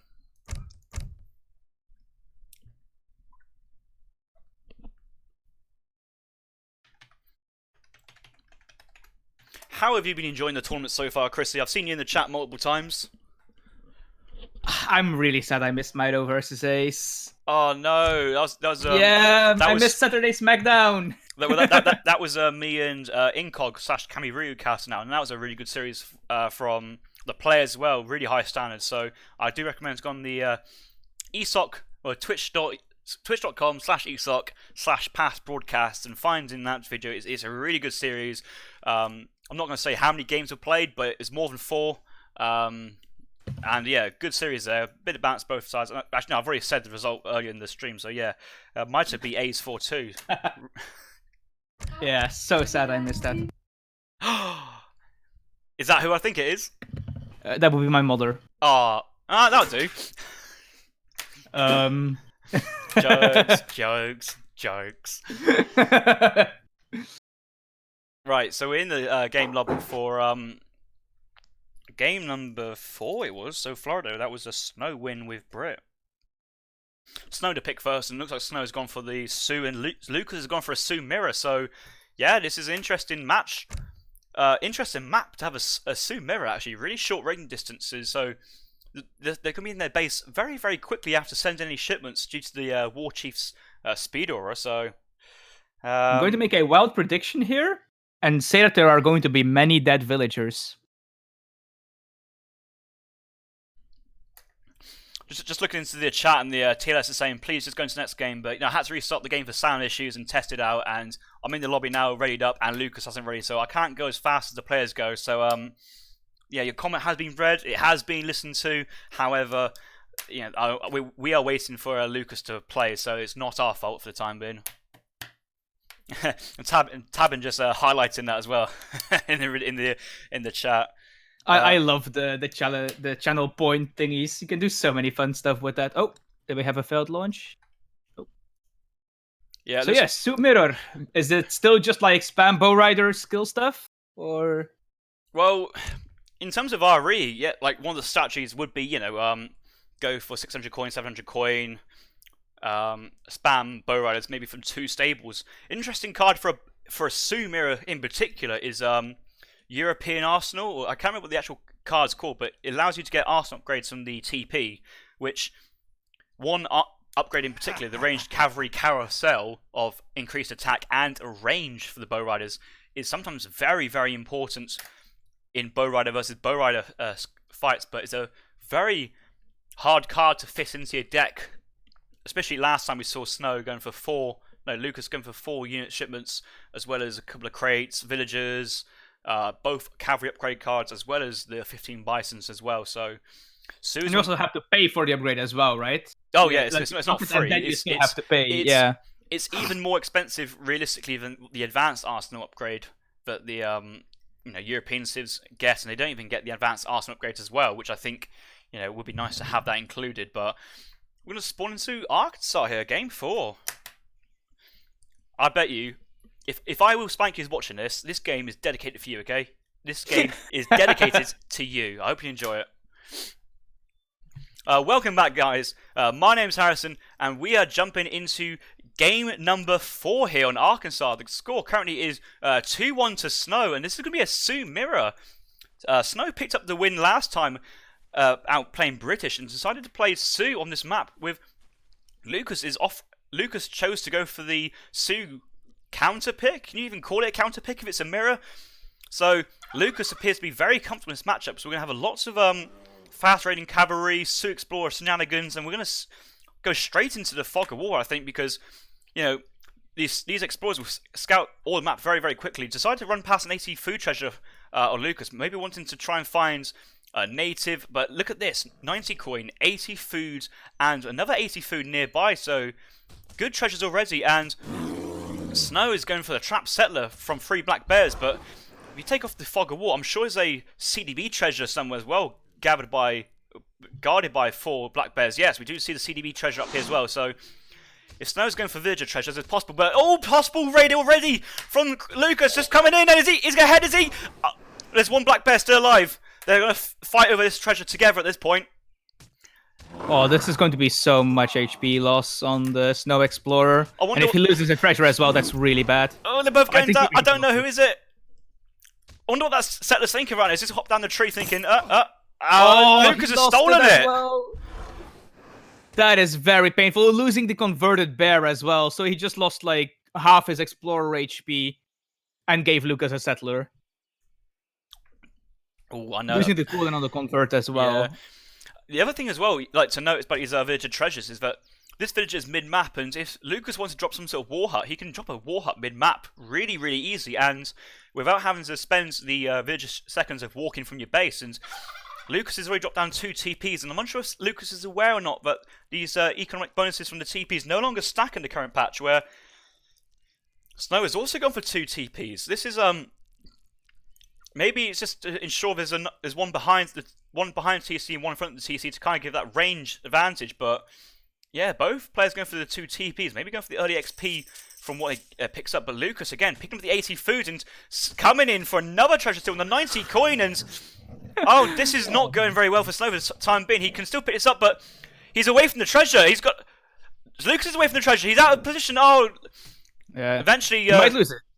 Well, actually, no, never mind. There's no snaring. No, Snow picked up that time, but he had to run around all the deers, and when the splash damage hit one of the deers, they just ran away because they got a little bit of damage. But yeah, Snow has to run back to TC. He's only got 100 HP left, and Lucas is just following Snow around the entire map, and we still have 80 food in the center, which is being picked up by Lucas for the time being, uncontested.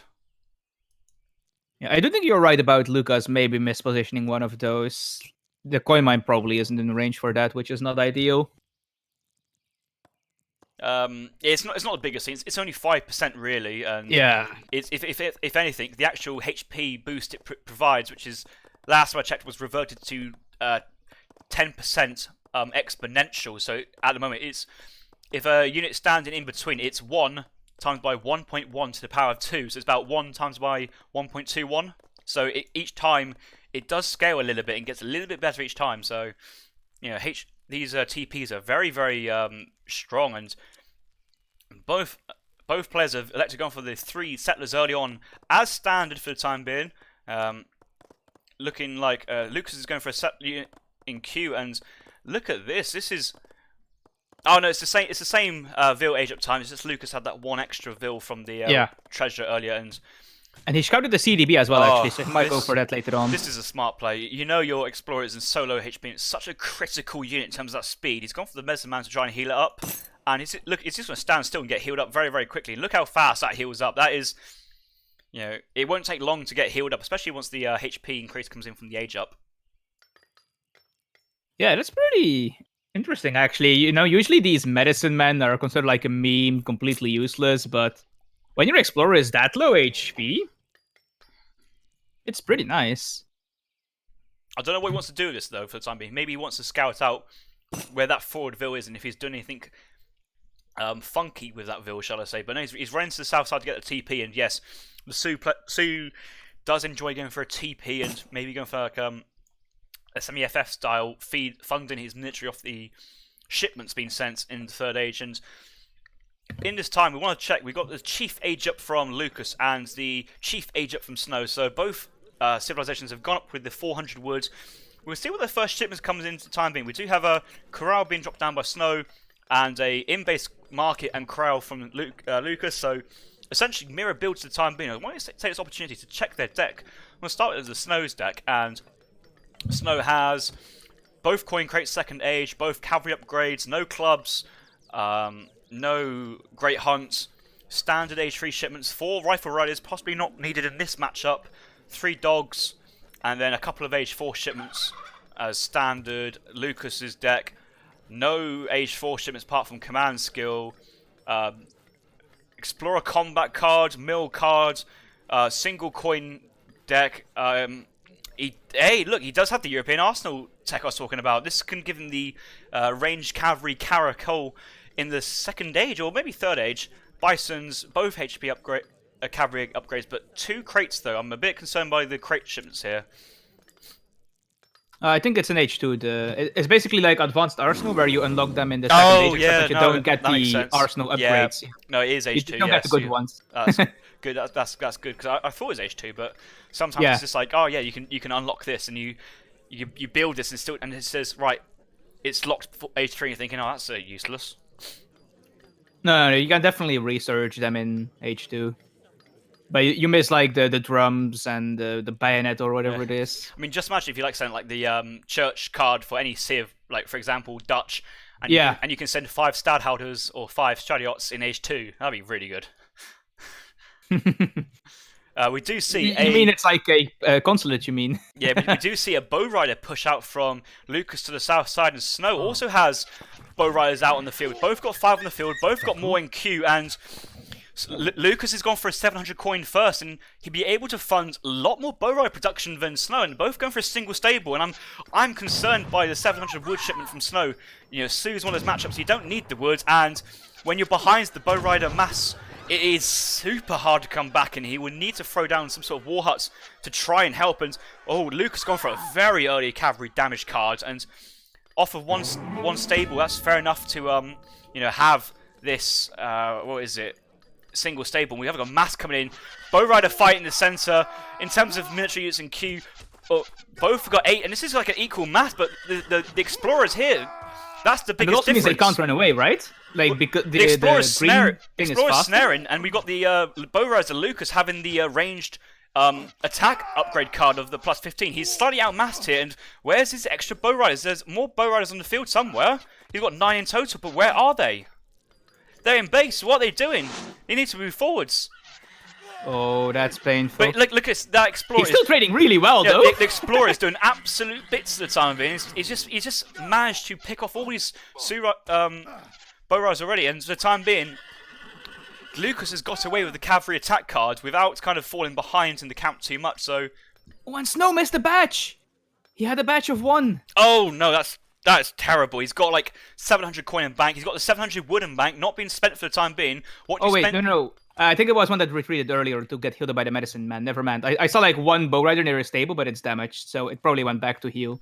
No, but but like Lucas has gone for cavalry HP, and I wouldn't be surprised if 600 coin comes in after us to try and further increase this mass. But a war hut's been dropped down by Snow. Nothing's building it. Look at the population. It's not the front though. How he's going to build a building at the front with all his cav presence? There's no double stable, and you need a double stable if you want to mass bow riders really from both sides.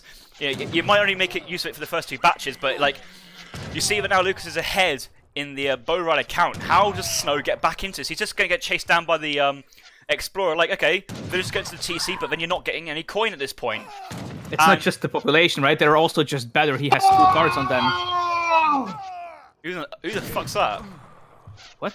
I think someone's just joined the Discord chat there. But look, we do have the more bow riders in top of these bow riders from Snow, and he's away from the TPs of his own base, so he's not really getting much of the HP benefit here. We've got 242 versus 253. He's forced to send Seaton bows. Oh, that's not the thing. Is in a sumo, that's not what we want, because look, this explorer is going to go on top of the Seaton bows and do some good damage versus this. He's actually picking up another 5 reinforcing batch of units coming in, and units in queue. I'm hoping for a good batch from Snow, but he's only got 2 in queue. Not a lot of food available.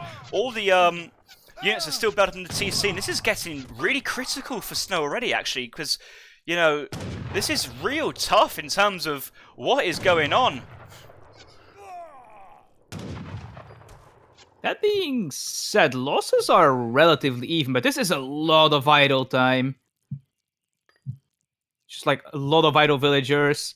Also, some villagers lost for Snow, and just like the upgrade cards already in for Lucas. So now Lucas can just like spam unit shipments and just push really hard. He's also gone for 4 Axe Riders, which is not great versus Bow Riders, but what it does allow is additional snare potential, especially if he revives his Explorer and gets enough HP before. But that snare will make the Snow's range cavalry have to focus the Axe Riders, with Lucas having free range from behind and damage. And yeah, Lucas's build order of the cards already is paying off so much, because there's been so much action already from the cavalry units. So these cards have been paid off so far. We've got another reinforcement batch of Bow Riders, and now Snow has sent 600 coin, but he only has 1 stable, so he's not really making much use of the 600 coin. But he still has all his resources banked up. He still has 500 coin in queue in bank. He's only got 1 bow rider in queue, but he's pushing out with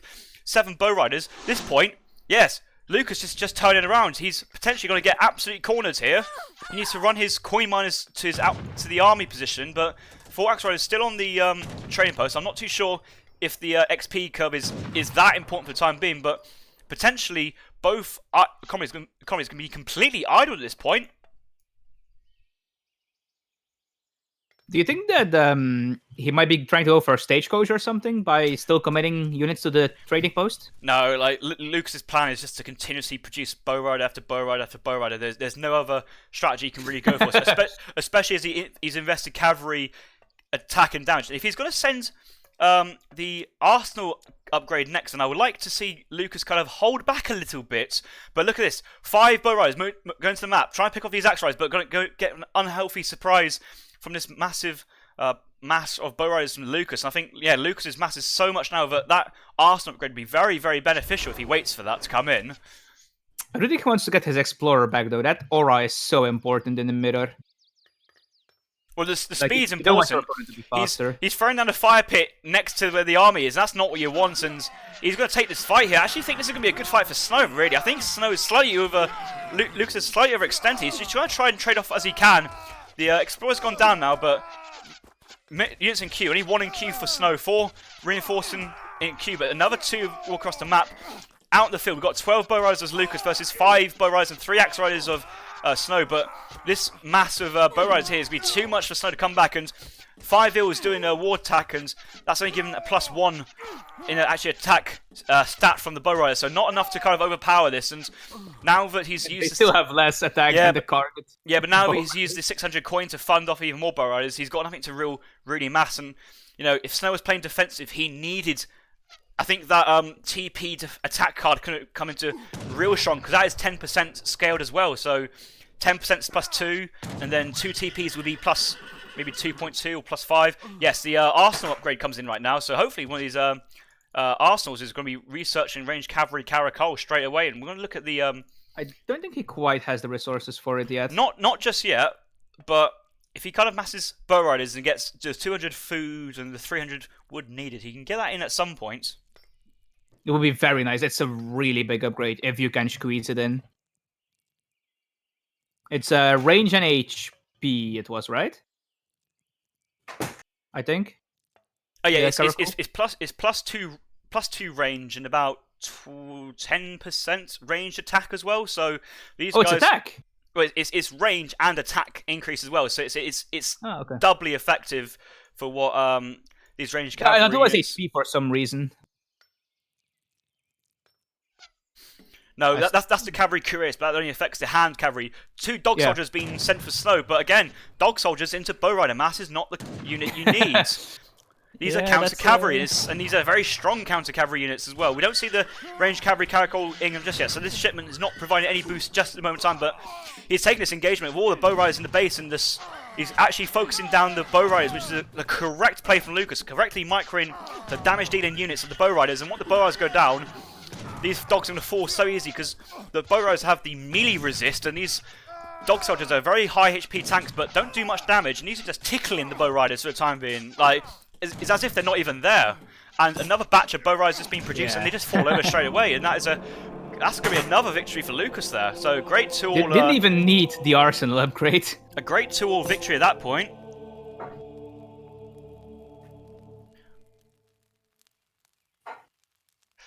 Yeah, I think that's just a paying homage back into the days of just the bow rider spam in RE, but different adaptations to build orders though, which is very interesting to see. I think Lucas had it slightly more prepared than any other side. We did have a donation at some point through the game, but I'm just trying to find through the chat actually who it was. If somebody can actually just comment at the bottom who it was, I'd be much appreciated. I will give a shout out. The thing is, because the excitement is so high in these games, there's so many comments to kind of scroll through. I'm trying to find out who it was. Yeah, just look at the military population graph. Like, the first fight, Lucas wins. The second fight, Lucas wins, and then it just, yeah. At no point ever. You could even argue that the game was over at about 10 minutes because he's won 2 engagements, and once he won 2 engagements, how on earth do you come back in a mirror?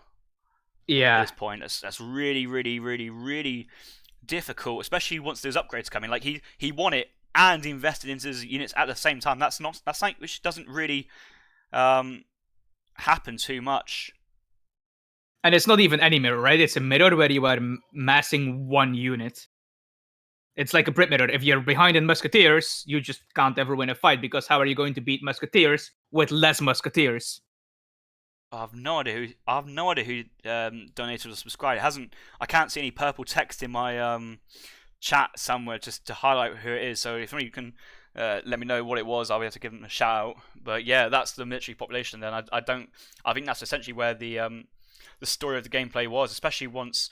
Yeah, this fight for about 12 minutes, and yeah, I think Lucas would have also benefited from a second stable and a 600 coin shipment to really cement it. I think he had the military advantage, but he never kind of purposely went out to get a massive advantage, but tried to trade off as much as he could. But I think Lucas knew though. He must have checked the stats of Snow and just realised that he had both cards sent. Snow had none of the cards sent, and with that discrepancy, he was just happy to take trades here, there, and everywhere just to squeeze out every bit of value out of that shipment. Yeah, I'm not the greatest at German, but from what I could gather from their conversation, Snow forgot his war chief or something in the first fight. Yeah, did you see the war chief come from the top side on the north side down to, and that war chief took a lot of damage. Doesn't do too much damage in hand attack, especially when the bow riders have range resist, so it doesn't actually affect the thing so much. So you might kind of like do some shift click micro of the bow riders onto each other, but yeah, Lucas wins that. He's going straight for Aztec, and I think this is one of those matchups you can quite safely counter pick. A civ which has come to my mind for some reason is Portuguese, but we haven't seen any Portuguese being played in this tournament so far, or very, very little. I'm hoping to see some Asian civs. It looks like you've clicked in as a Japanese civilization again, Chrissy. Is that your favorite civ? You could say Japan is my favorite civ. I mean, it's only my only civ, but that does make it my favorite, I suppose.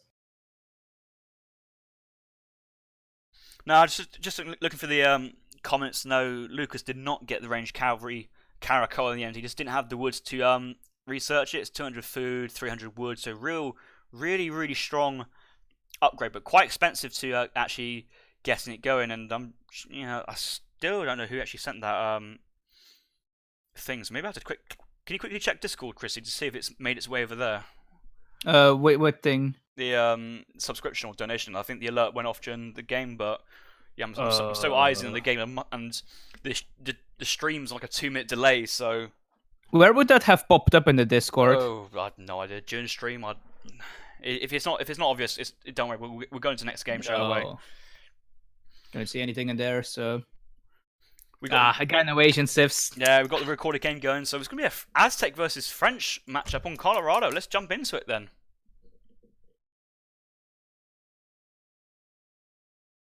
With the S straight post line. hop back in game. As soon as I hop out, as soon as I tab out, it kind of has like a little bit of a lag spike for Discord. So sometimes I try to jump in and out just to check if everything's going well on my end, because you always want to try and have at least a functioning stream for the viewers to enjoy and also the players to be playing in not most optimal conditions. But I think it's been going fine so far. I haven't dropped too many frames. Certainly a little bit more than non-zero. But we are jumping into game number 5 between Snow and Lucas in the Pro Division quarter-final of the ESOC 2020 Winter Championship.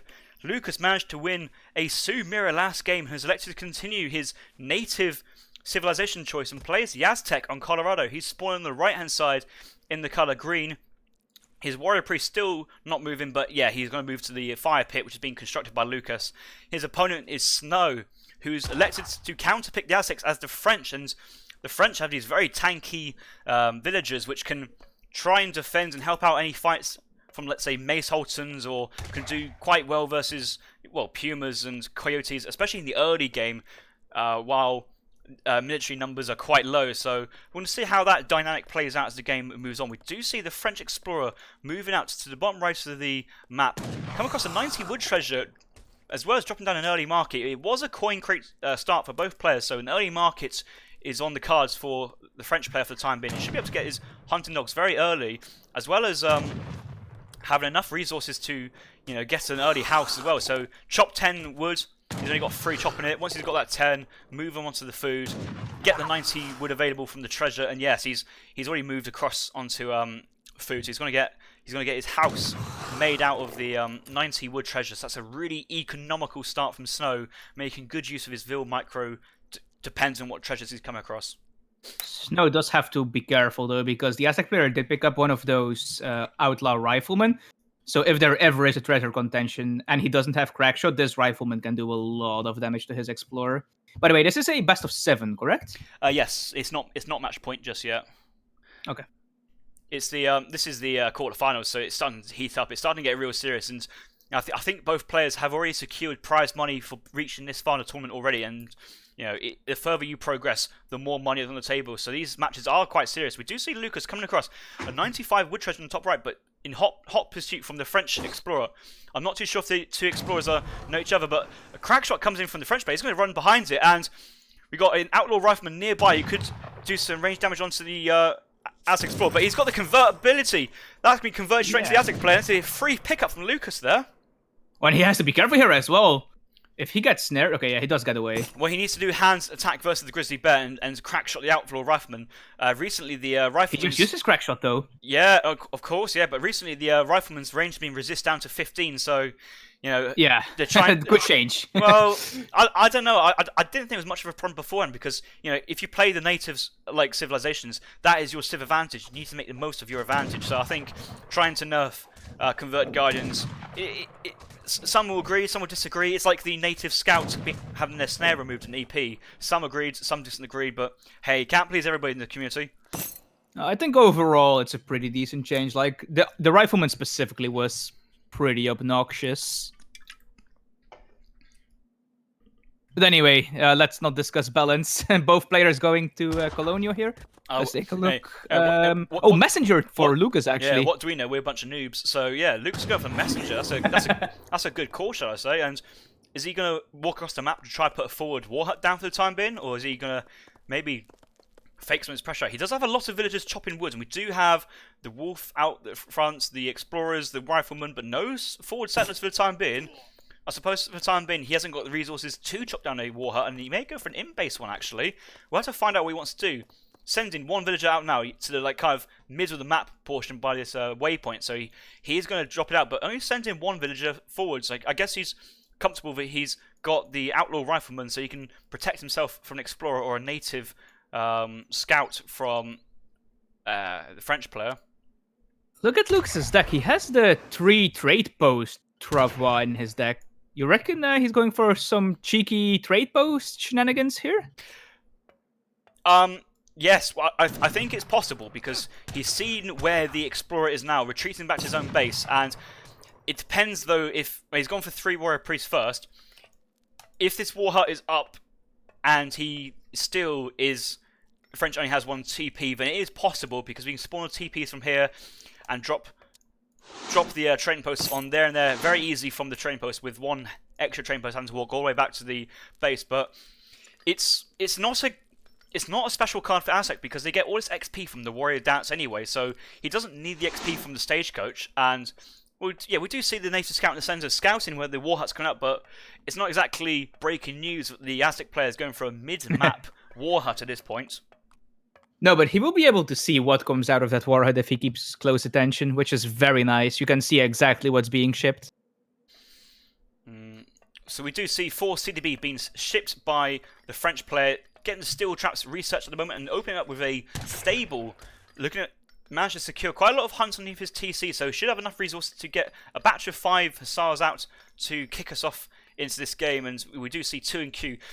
Puma's been trained from Lucas, and I don't know if he wants to poke in and try and take out a market or a house, or even try get the stable contested Hussars, but looks like he's opening up with the 5 Pumas, and he's going for more Pumas as well. He's got a house in queue back at home, but he's going for another Puma Spearman in queue. So now that these Pumas have been seen, and once Lucas has 10 Pumas on the floor, Minutemen should be a very easy pop to kind of push away the Spearmen, given the fact that these are siege units technically, and has a double fire from double damage from the Minutemen.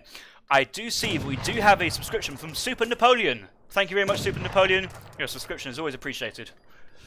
700 wood being shipped from the French player at home to further lay down houses, maybe go for a 3 barracks. And yes, the 3 TPs have just come down. You see how he's sent it to the middle of the map as well. 1 TP going to either of these TP sockets, and then the third one will take a while to get home, but securing these first 2 is important. But this has been scouted by the Iroquois, by the native scout, so should be not out of the blue when you instantly see Lucas go from 0 TP to 3.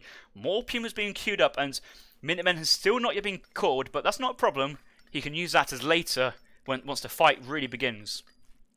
And the French player adding a barracks here because he just like sees that Lucas is committing pretty hard on Puma. Probably wants to get out some more infantry-based army. There's only so much the Explorer can do against the Puma. Do you think Snow is actually specifically going for a raid in this train post? He's seen that the 3 TPs coming out. He's making his way this way. 3 Puma Spears nearby.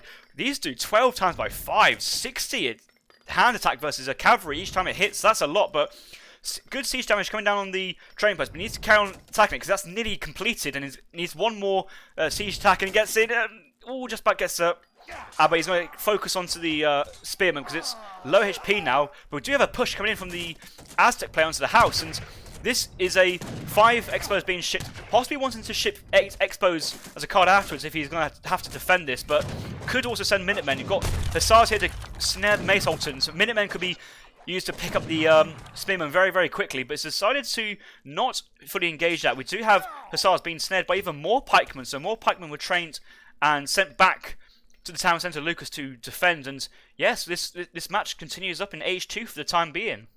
Minutemen cost population to send, right? Yes. No. Well, they cost population, but if you are population blocked, it doesn't matter. Oh, you can still send them. Okay. It will just over pop, but if you're over popped, then you can't train other units. Yeah, okay. So it's a consideration, but it's not a end all factor. No, but he was housed while they were there, so maybe that's why he didn't ship them. I was going to say, but yeah, never mind then. He did lose one of those TPs from the shipment, so maybe not ideal there. Although it is actually the easiest to replace trade post he lost, so that's okay. He's also got the stagecoach, so at some point he would want to actually build this with either the settlers or the war chief. Probably the settlers at this point. Now he has the stagecoach gathering wood. You certainly want to get it. We've got another raid coming from the top right. 2 Hussars having a look on some of these villagers, but 4 Pumas are defending it. But that's a lot of Pumas to defend 1 villager. Pushed into the town centre now, and 8 Expos should be on the way, but Snow is aged up to the next stage, so he needs to get villagers onto the woods to get houses going down. He has no market, and without any population available, he won't be able to send his next shipment. So this is actually critical for Snow to get houses down, and he's losing them very quickly due to how much siege damage the Puma comes in. With only 5 Expos on the field, units in queue, 3 Musketeers and only 1 Hussar, he's desperate for the housing. He's got 1 being built. 100 wood available to get another, but yeah, he's aged up, but not enough resources to send that shipment, so he may have to have an early fight with Minutemen before sending that first shipment, and Lucas is in the base. He sees that Snow is advanced, and he's got to try and force the issue if he can.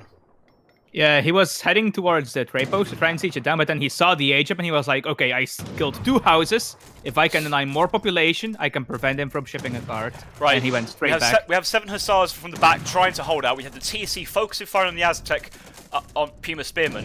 What we need now really is the Minutemen to try and complete the batch. We do have 1 shipment on the way. He managed to squeeze 1 shipment in, but if he waits too long for the shipments, we have more reinforcements. 6 Puma Spearmen behind, and if these get picked up by Puma Spearmen, that's going to be a huge pickup from Lucas. He's actually walked past the Hussars just yet. Hopefully Snow reacts. Do not engage this just yet. Yeah, he's managed to pull he got that the away. villager as well, even. I believe there's going to be 8 skirmishers popping out first, all the falconets, and these should be on the field within about 15 seconds. Okay, 8 skirmishers on the field, engaging this smaller mass from the units already.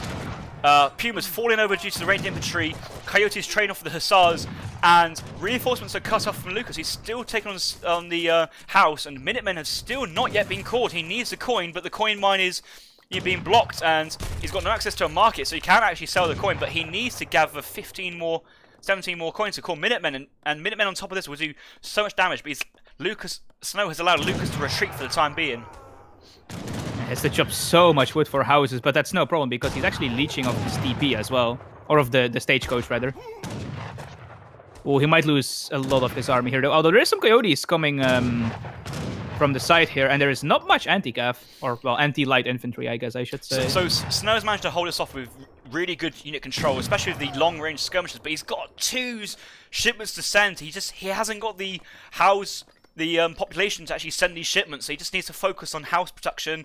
He's got the coins to send Minutemen if he needs to, and if Lucas pushes it in the next time, I think Snow can easily hold with a shipment and a Minutemen population, and a Minutemen pop onto the army. The stable is being rebuilt. I think Snow has understood that maybe going for cuirassiers is also be a very strong option versus Aztec. We've got a good raid coming in from the right-hand side. 2 Hussars on top of one of the villagers, picking up a 1 Vil for free there, but 2 Pumas nearby to protect, and he's committing to a 2nd Vil on the right, but also 4 Hussars on this side as well. So this is a big raid from Snow for the time being. He's pulled back all his Coyotes, but this is a lot of Coyotes. He cannot afford to lose his Hussars for the time being, so he needs to get out there as soon as possible, and he does that. Maybe there's no buildings lost tab, right? I want to see how many houses died. There's a units lost. No, yeah, units lost. That's building as well. It's just the 7 houses and 1 stable. So okay. Nearly 1,000 wood worth of resources, but no CDBs going down. So that's the biggest factor there. You can rebuild the houses because if you take down a house, great. But that's just buying time as well. And now that Snow is out with his Hussars and Dragoons, but the cavalry mass is away from the rest of the army, and he's going for another raid. He's seen it with this native scout, but the army's moved across, and this army is just going to walk straight into the French base. 3 cuirassiers popped. Minutemen needs to be called ASAP to defend this. Ranged infantry at risk of being picked off by the cuirassiers, but it's a massive raid on the right-hand side. It's hard to say which is better. I think Snow really needed all the units back in here to defend from the military, and is the Minutemen on the queue? I think so. TC waypoint to ahead of it, 1 CDB popping out ahead of it, but this raid as well, more villagers, they're all being snared. They're moving back so slowly because they're being snared and they're not individually being moved back, and units lost. 17 villagers from the Aztec player. If Snow can hold on to his base, I think Snow will be in a good position, but all the Coyotes onto the skirmishers, and another shipment on the queue, but just spent the 5 Dragoon, 3 cuirassiers. I'm unsure what Snow's going to send next, and the Minutemen were not caught at that point, and yeah, Snow's running back with his entire cavalry mass, but there's not a lot of military on the field. 5 halberdiers. Yeah, these Dragoons can do a lot of work, though, here. 5 halberdiers onto the field. These need to link up now, especially with Minutemen need to be called to have a somewhat a cavalry, Dragoon, halberdier. Yeah, this is important. He needs to kind of click behind, so yes, he does that. The Hussars get forced to the front, Dragoons behind. I missed that. And the halberdiers Yes. are going to do a lot of work if they get in melee. They're slowly making their way across there. I don't think they're in cover mode. That's just the speed they walk at, and the Dragoon's being picked off in hand combat by the Pumas and the Coyotes. You know, this is not over by any long shot of imagination. We're in Age 3. France has decent shipments, but Lucas has lost 19 villagers though, so I think it's pretty over. That Lucas is super far behind. Well, we do have coin being shipped. We do have 3 TPs for Lucas, 2 war huts being produced, and we've upgraded Coyotes. He can just keep on pressuring. If he pressures the CDBs at the front, that just prevents Snow from gathering resources. And he's only got a small amount of units, like the 2 Cuirassiers and the 8 Skirms. Just imagine if the Coyotes were on top of the Skirms for the time being. That would be a really good pickup there for Snow, for Lucas. Yeah, the problem is Lucas can't really produce at the moment. Like, he's horribly macroed. He has 800 wood, 500 coin, no food. Like, how is he supposed to like just prevent France from pushing in the center here? It is 2 war huts, I suppose, so maybe he can get enough time to get some actual army out, but I think he's in a really bad spot here. He's having to move all his villagers from the top right to the bottom left, so I think Lucas was wary of another raid to the top right side, so he's moved it more down to the bottom, but that's a long way for all these villagers to walk, so yeah, that's a conscious decision to try and avoid any more raiding coming in, but however, that's a bit of a trek from the villagers, and they're not actually gathering. This given time for Snow to push out his military advantage, because there have been many reinforcements from Lucas due to the delayed eco, and these halberdiers are finally doing some work for once. 36 siege damage. These buildings are going down very fast. Coyotes slightly, Cuirassiers slightly overextended, but 3 more Cuirassiers coming in to fend away from the Mace Sultans, and these halberdiers can continue to siege down the war hut. So, yeah, a few halberdiers being picked off, trying to zone out the Coyote runners, and again, the Aztec army's only got 1 war hut available and is starting to get caught by all the units. And yeah, now that they're all on top of each other, the Coyotes go down. The Mace Sultans got no protection. The Cuirassiers can go onto the Mace Sultans.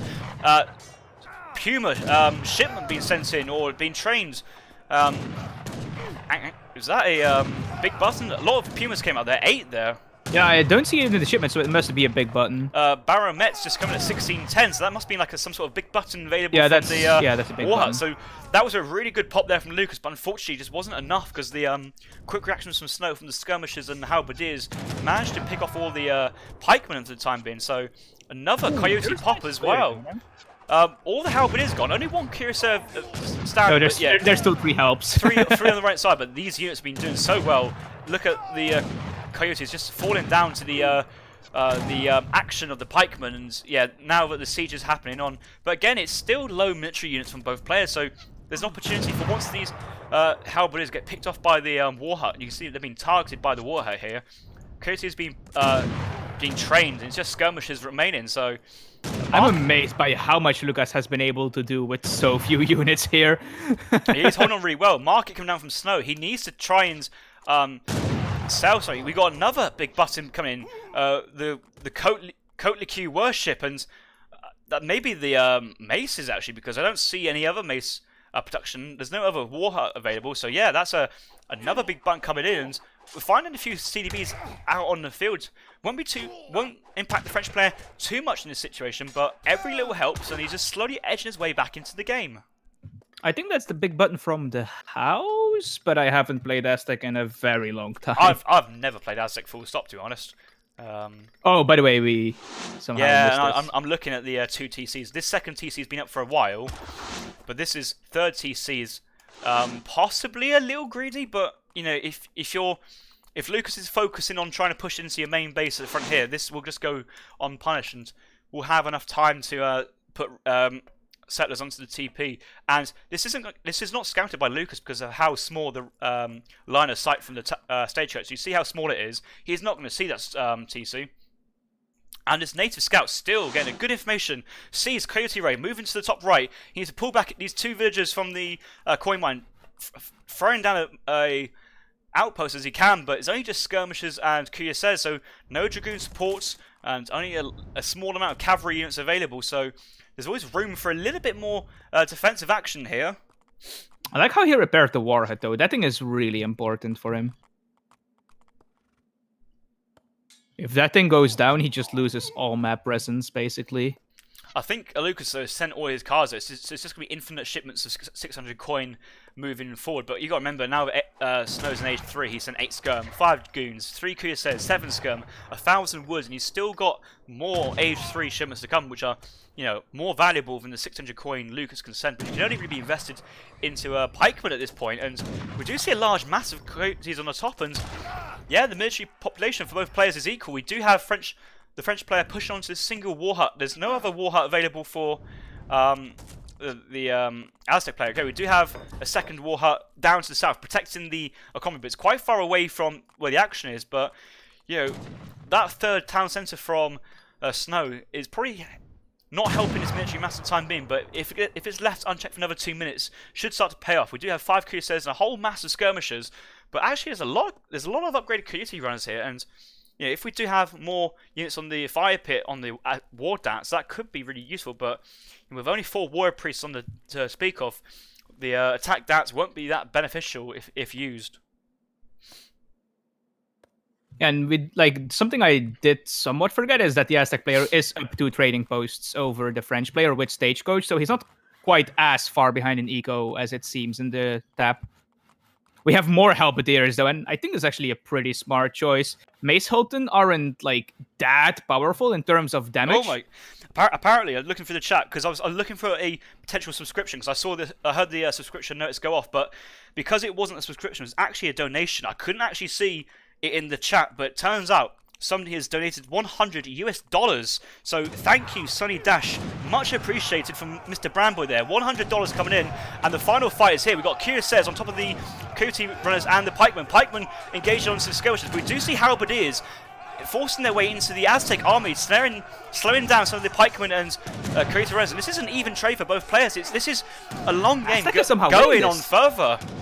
There were so many coyotes, and there just wasn't enough like meat shield to protect these skirms, and the coyotes are just like mopping up. He may need some of these CDBs to help out. Minutemen being called from the second town centre, third town centre. Minutemen still available. Jaegers, saloons down. We've got Jaegers from the saloon being able to help out, and these are strong units. What? Oh my God! There's a saloon. There's a saloon, but with no counter cavalry, these coyote runners can just continuously run onto the Jaegers unopposed. And just imagine if Lucas had war dance during that attack. These guys are still on, I don't know what they're on now, maybe HP for the Aztec Explorer or something, but you know, no war dance is not actually helping these units in combat. And now that the coyotes are on top of the CDB is helping out with fire and should get a little bit of melee onto the coyotes. It feels so bad trading Jaegers for coyotes. Yes, the CDBs are walking in, going on some melee, reinforcement batch. And where is Snow's units? He needs the units on the field now.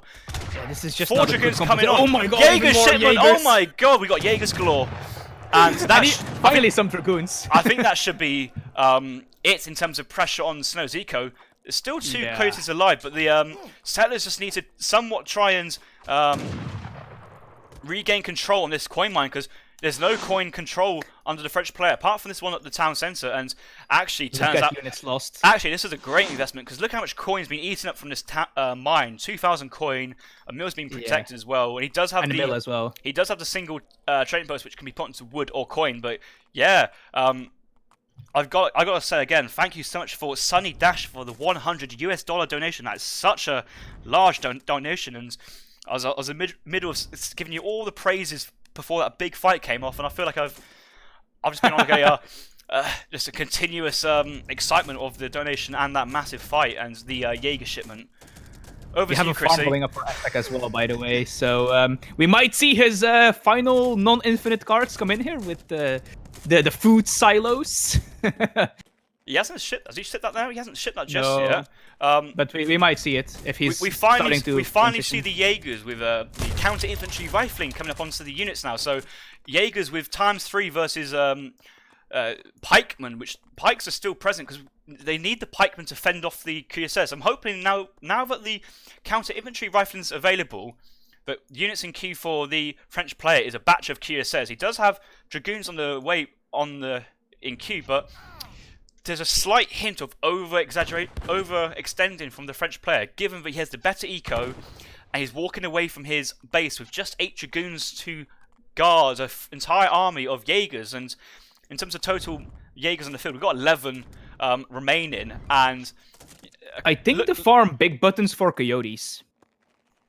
But it might be Arrow Knights in Fortress. Wait, the farm has a big button for coyotes. What?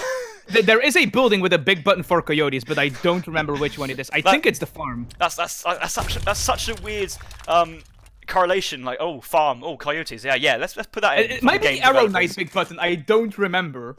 I need to learn up on Aztec big buttons. We very hardly see big buttons from Aztec being used throughout the game, and now we have the Snow taking down the extra trading posts of Lucas. I think now that Lucas has surrendered this forward position, I think the balance of power is starting to move into the French player. He has now picked up his second trading post for himself, which could also help the coin shipment of the coin income for the French player. And the French explorer is currently now onto the third trading post as well. So slowly pushing out, getting the map control. We have some mills down in between trees and villagers gathering tree though. So in terms of efficiency, this is not great because these villagers, they only get gathering once they're using this plow in action, but they do move around occasionally. But if they walk into a tree or a villager, they do kind of bump around a little bit. So a consideration there for future gameplay. We do see Coyotes try and go for a speculative raid. Picks off the Explorer, but sees this Dragoon mass and has to run away. But now we've got the Dragoons out. We do have the range infantry, counter infantry rifling, and Dragoons are going straight into the Mace Sultans. Back away, please. But ranged cavalry Caracol would be a good improvement to send here to further round off this composition. Yeah, for sure. I don't like how Lucas keeps sending infinite coin when he has 3 farms up, though.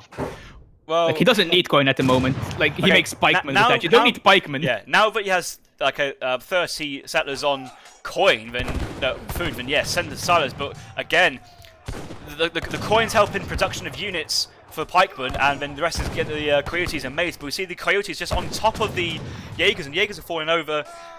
Mace Sultan's taking out the Dragoons, but I think these third age units are just a little bit too strong, especially the Jaegers even being too strong for the coyote runs. It's now just Mace Sultans versus Jaegers, and you know, super skirmishers in age 3 versus Aztec age 2 sling throwers, and it's starting to move more and more favour into Snow. Near enough 100-point lead advantage for the time being, and Jaegers still standing toe-to-toe against the Mace Sultans. How does it keep appearing like Lucas kind of is in the game sometimes? It's so weird. How did he hold on for this long? I think that was really impressive. I think it just shows the great play from Lucas there. Just like, yeah, I think a lot of other players may have tapped out early, but there was always opportunities with the natural resources running out, over-committing with skirmishers getting caught out by large mass. We got this plantation transition going on in the background, so there was opportunities for Lucas to come back in at later points, but you know, I think he came. I think he had to spend too much wood on these farms, which didn't allow him to produce coyotes, because you just really need more coyotes against that composition. At 25 minutes into the game, actually, the woods needed for the farms isn't too much. And look at this, he's now finally got 10 warrior priests onto the war pit, but it's a little late. And look at this, this tree has been in the middle of the war pit for the entire time. I don't know if that's really affected it, but if you kind of look at the circle of where these warrior priests are, there's a gap between these two, so that does indicate some sort of like obstruction of / idling of a warrior priest each time it goes around a circle. So, you know, putting farms and mills and fire pits down without clearing the trees first is something to consider later in the game. You can see now that these villagers have managed to chop down these 2 trees which are in the way of the farm, but okay, people in chat helped out. The farm big button is apparently eagles. Plantation is Skull Knights, and then the where was it? The Noble Hut was the Arrow Knights. Okay, haha, we figured it out. One. But they're all Fortress, of course. Those big buttons. Yeah, villager count actually. Once Snow aged up to that 3rd age, he was struggling to pump out villagers because he had so much pressure. He had the population block there from Aztec player tearing down all those houses. I think in the end he lost about 8 houses in total.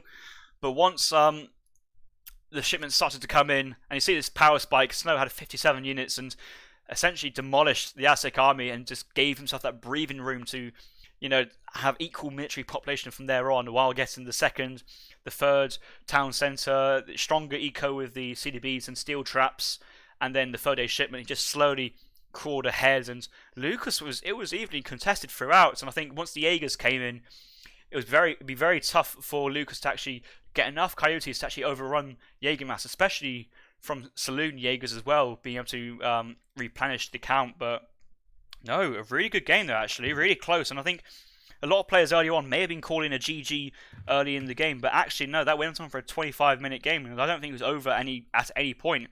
Halberdiers featured really heavy throughout that fight as well, throughout the match. So we saw lots of varieties of units on show in that game. So a very good game for the neutrals to enjoy that one. I think that was a fantastic game of Age of Empires. Glad I casted that one, and again a massive shout out to Mr. Sunny Dash. Was it Sunny? I'm gonna zoomed away from it. Sunny Dash, the best Dash from Cameroon. Sunny Dash donating a $100 donation to the ESOC cause, which will be further invested into future tournaments and prize pools, so we can keep bringing these events. And yeah, nice one.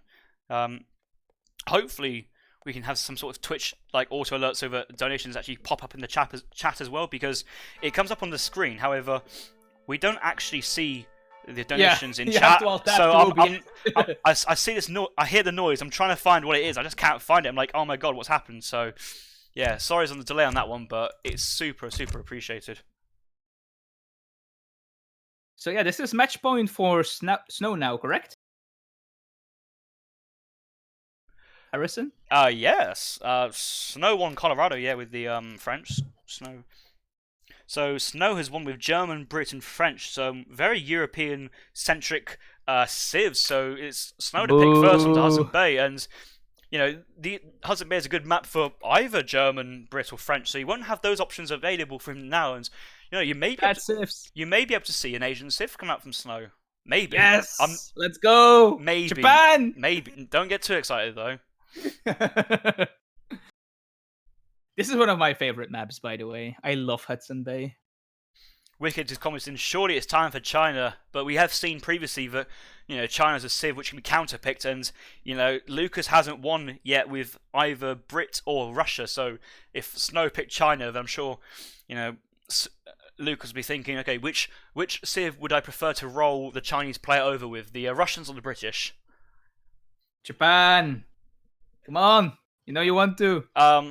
Oh, there is an Asian civ. It's okay. So I'm okay with this. I can live with this. So Snow's opened up with the Dutch, and Lucas has decided to go for China himself. And I think possibly a reason for this pick from Lucas as a counter pick, shall I say, is that Dutch is one of those civilizations which won't put too much pressure on the Chinese base early in Age 2, and so could get to the Fortress Age quite in good timing, not much pressure on. And we saw from the last series between yesterday with Maito and A's that if you have a China in Age 3 without being pressured on this map, just the advantage just rolls in. You can get the Creed train post as well, Porcelain Tower, market upgrades, sheep as well, because we are playing the summer variant. Stop. Oh, is it specifically summer variant? It is. It's specifically in the rules. Yeah, so the sheep on the summer variant as well. That's one of the differences between the two maps, as well as the specific reason for forcing summer variant. What's that? Or is there like a specific reason for forcing the summer variant? Yeah. Is it no. It's just that is what the map is, because the main reason is like Hudson Bay before it was just a random coin toss between whether it's winter or summer. But yeah, there are. It's not just aesthetics. There are game changes. Below custom maps. It's just to reduce the amount of randomness, basically. Yeah, essentially. I mean, like for example, if you're Portuguese and you wanted to, and if you wanted to go for water play, you can drop a TC right on the coast. But in the winter, there's no islands. There's ice around the water's edge. You can't put a TC down there, and so it really affects the gameplay in terms of water play so much. And this tournament so far, I've seen such a low amount of water play. We've got Hudson Bay Summer, and we do have Florida, both with lots of resources in the pond, but not a lot of water play from both civs. So we do try and provide enough variance in the maps to provide differences in strategy, but for most people, Hudson Bay is just a land map with some sort of impassable barrier to the north, but actually that's just the sea. And you can send strong shipments like 2 caravel, 1 frigate. If you're British, you can even send 2 monitors in the 4th Age, and there's loads of things you can do. They just need to add Indonesia back to the map pool. Easy. So what are you drinking? Pepsi Max. I was on a Monster, but now Pepsi Max. So it's a lot of games, a lot of time talking. And you need to try and keep yourself hydrated and all that. Stay hydrated, bot. Well, I don't think Pepsi's gonna keep you hydrated. Actually, it's probably the reverse. So it was 3-2-2 in favor of Snow, correct? Yeah. So we're gonna. I'm trying to get my score updated. Yeah. Well. You can leave it on 0-0 because no one's looking at your screen, but we're currently jumping into... I want to get back in the habit, you know. Yeah, but we're currently jumping into game number 6 of a best-of-7. Snow is currently leading the series 3-2. It's match point for Snow, and has decided to play as the Dutch civilization on Hudson Bay Summer, where we do see a wood start, and possibly an extra food crate as well. I think it was just the wood start available, so... 200 food, 300 wood for the Chinese player, just like the original crate spawn it is on the RE patch. But we have, yes, Snow spawning the right planes, the Dutch in blue, with Lucas piloting the Chinese on the left-hand side in his favourite colour, the green. They wanted to go for the same TP. They wanted the same crate post, but Lucas got it. I'm unsure if Snow really wants to go for a trading post. It's not a standard thing for Dutch, and some people say it's a decent idea. I don't think... it depends... If you could save the wood and see if you get an actual other wood treasure well, but currently he's having to chop all this extra wood for the house, which is just going to slow his age up down, but also slow that first bank, which is very important for the XP, the coin income, and really gets that colonial age eco starting. We do see now Lucas, after putting down that early trading post with his 300 wood start, going back for an 80 XP treasure, guarded by 2 wolves. Easy stun and pick up from both players, and Lucas is busily chopping enough wood to get a village down so he can send his northern refugees. Lucas has selected his deck, and his first card will be the northern refugees. We also see the Mandarin Duck squad in age 2, as well as the Rat and Shields. No export. There's no room for the 300 export in the deck, but we do have a very stacked age 4 as well, with 17 Arquebusiers, 18 Changdaos, 8 Meteors, Infinite 2 Flying Crows, Western Reforms, plus 8% attack and hit points for all units, and the Rat and Shield card as well. So lots of cards in both the 3rd age and the 4th age. Dutch is going to go to Colonial super quick with 100 food treasure, though. Well, I don't know, because you still probably want to age up with the 15 villagers as Dutch, because if you go up for 14... If you didn't have that TP down, yes, I would agree with that, but you just need that extra eco and time in Age 1 to get all the settlers you need to get that bank down before you age up to Age 2, because otherwise it's like quite an awkward transition if you haven't got a good eco or good macro or good treasures to kind of actually put down the bank. We do see the Dutch player going for the native scout for the time being, with Lucas at the top side working his way on a Iroquois tomahawk, and that could be used to put pressure on the trading post of the Dutch player, or just harass the villagers in the Dutch base, or try and stop any forward play from the Dutch player. Dutch did lose his envoy to the Decisive, by the way, so he is down to 1 scouting unit. Oh, that's a shame. He still has a lot of extra sheep, though, compared to the Chinese player.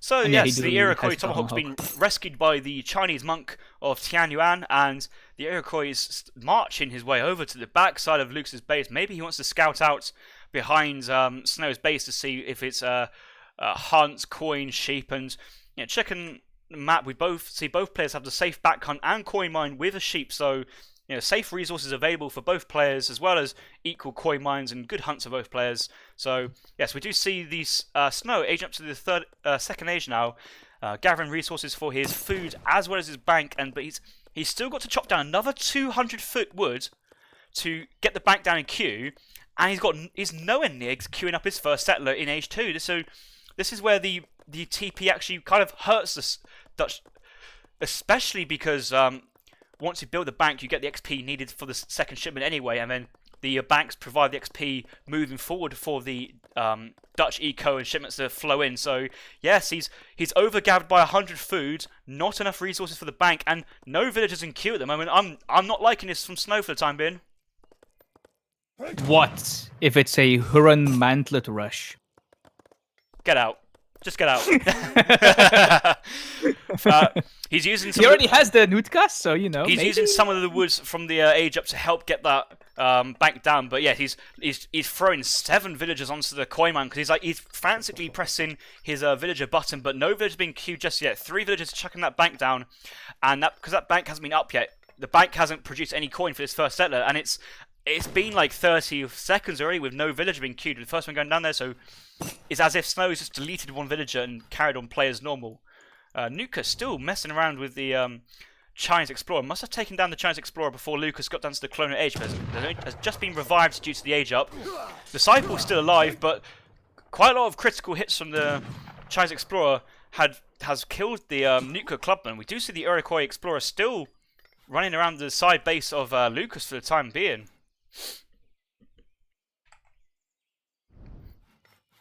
Do you think this barrack is just to get some defensive units out, or is he trying to go for some pike aggression, perhaps, to prevent a semi-F? Or I'm going to guess he's going to have put some pikes in queue, because otherwise it's no real use of skirmishes in this matchup unless Lucas is pushed out of colonial units. He sent 700 wood, as you would do, and gone for a market, bank, and the houses as well. He's at 19 out of 20. He needs to drop that house very, very quickly, and he's got so much wood available from this huge cause of wood for the 700 and the 600 shipment that actually he can't really invest all this wood for the time being. And the standard play for Dutch at the moment is going for 700 wood, 1 bank wagon, followed by 600 wood afterwards. So, Snow's gone for the early TP, a deviation in terms of build order. He has denied stagecoach access for Lucas, so we can't underestimate that. And pikemans are being produced with 4 pikemans on the field, but these pikemans will still probably lose to the actual single monk here, actually. Like, these hand combat explorers are really, really strong, especially if they train a bunch of disciples. Pikemen are not good in hand combat versus other infantry units. Ik ben gewond en kan me niet bewegen. Bankwagon does come down from the Dutch player now, and he's dropping down his 4th bank, so by some way or another he's managed to get 4 banks down and has enough resources now to drop down a 5th if he wants to. He does have hunting dogs on his and on his all his villagers gathering food, so he has mixed in marketects as well as banks, so he's going for his 5th bank right now, and maybe would have enough experience to ship a 700 coin or a 700 food treasure to help get that age up to age 3 sooner rather than later, considering that Lucas is already age up to the 3rd age now with Porcelain Tower, I assume. 8 villagers gathering. Yeah, it's a tower. Yeah, and so that will give him access to that Fortress Age shipment ASAP, which is probably the most important part of 8 villagers on it, as well as, not really being economic worse off by putting 8 villagers on this building, which gives you resources. We do see 4 pikes and 3 skirmishers taking down his train route, but China has just gone for this train route for the XP. He's not focused on the stagecoach. It's not that important for him. He's going to have all the eco he needs at the base with the Porcelain Tower and market upgrades once he gets the market down. Yeah, so he's dropped down the market with the 700 wood, consulate, barracks, village as standard. He looks like he's held off the barracks for the time being, but look at this. Look at the coin. Oh, looking at Snow. I looked at the wrong person. I thought Lucas may go for an FI, but with no barracks on the floor so far already, and investing in market techs, just sent himself a shipment. His population is still only 31 out of 50. He does have 26 villagers around, as well as possibly a batch from the Summer Palace out and about. Yes, there's they're batching in the middle. Yeah, batch down here. That could be 1,000 coin coming from Lucas, and that could be a FI. We do see 22 villagers on food behind this, as well as the villagers getting all those food upgrades. I saw that the professional hunters was coming behind this, so this could be a. Oh, he got the disciple proc. Oh, yes. A second disciple proc as well. Yeah, look at it. Now it's just pikemen versus disciples, and these are very strong units in hands combat. Another one.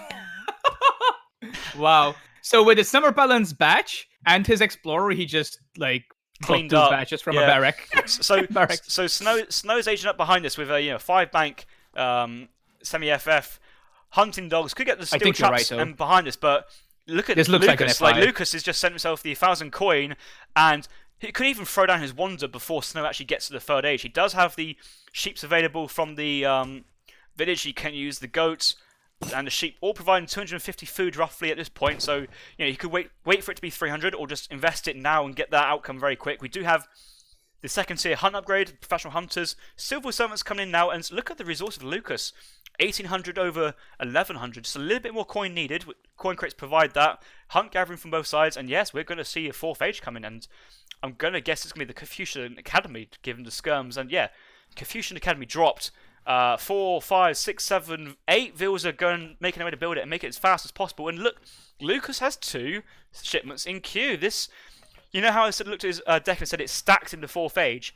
Yeah. He's got 2 shipments to send straight away of arquebuses, Changdaos, meteor hammers, flying crows, rattans, and later can send an upgrade as well. So, you know, I think once Snow sees Lucas is in the 4th age, he's going to feel a bit downbeat by it. We've got to remember, Lucas, China, this is his favourite civilization as well. So, you know, the slower build from Snow with a, you know, going TP first, then 5 banks in transition. And yeah, look at Snow's resources. 1,300 for both resources. 1,000 wood now. He's got lots of resources in the bank, and maybe Snow's also going for a fast industrial. Maybe Snow thinks he's playing the strategical mastermind here, but once he sees Lucas up into the 4th age, he might think, uh-oh. Well, he is also grabbing the entire TP line, so...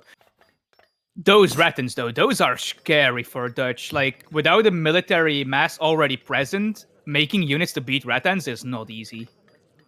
Like, Reuters are not great against them. They don't do nearly enough damage. So we do see the skirmishers being pushed out from the age up of the Confucian Academy. One of the flying crows will be already in production. First shipment's already been sent, and the first War Academy has just been dropped at 11 minutes. So, you know, I think it is a Merc shipment, by the way, because he had a lot of coin in the bank. Oh, that could be the Rattans then. 1,000 coin for 26 Rattan shields, and these units are great versus Raiters and skirmishers because, you know, they are great against everything. They're great against That's not a double soldier. They're not great against heavy infantry, but they're so fast they can snare. And these Raiters, they're going for a raid at the top side, thinking, "Oh, I've just forced some villagers in behind," but they're being cut off from Disciple one side, skirmishers the other. Rattan's going to pop from the village at some point. They could pop from the top to try and capture this, or move, or get popped from the town centre. But yes, Redcoats as well. Gone from behind. 2 have dropped down already. Rattan shields come out. Redcoats as well. Guard Redcoats from the consulate. I think he's... The Dutch player has seen them, though. He knows the Rattans are out.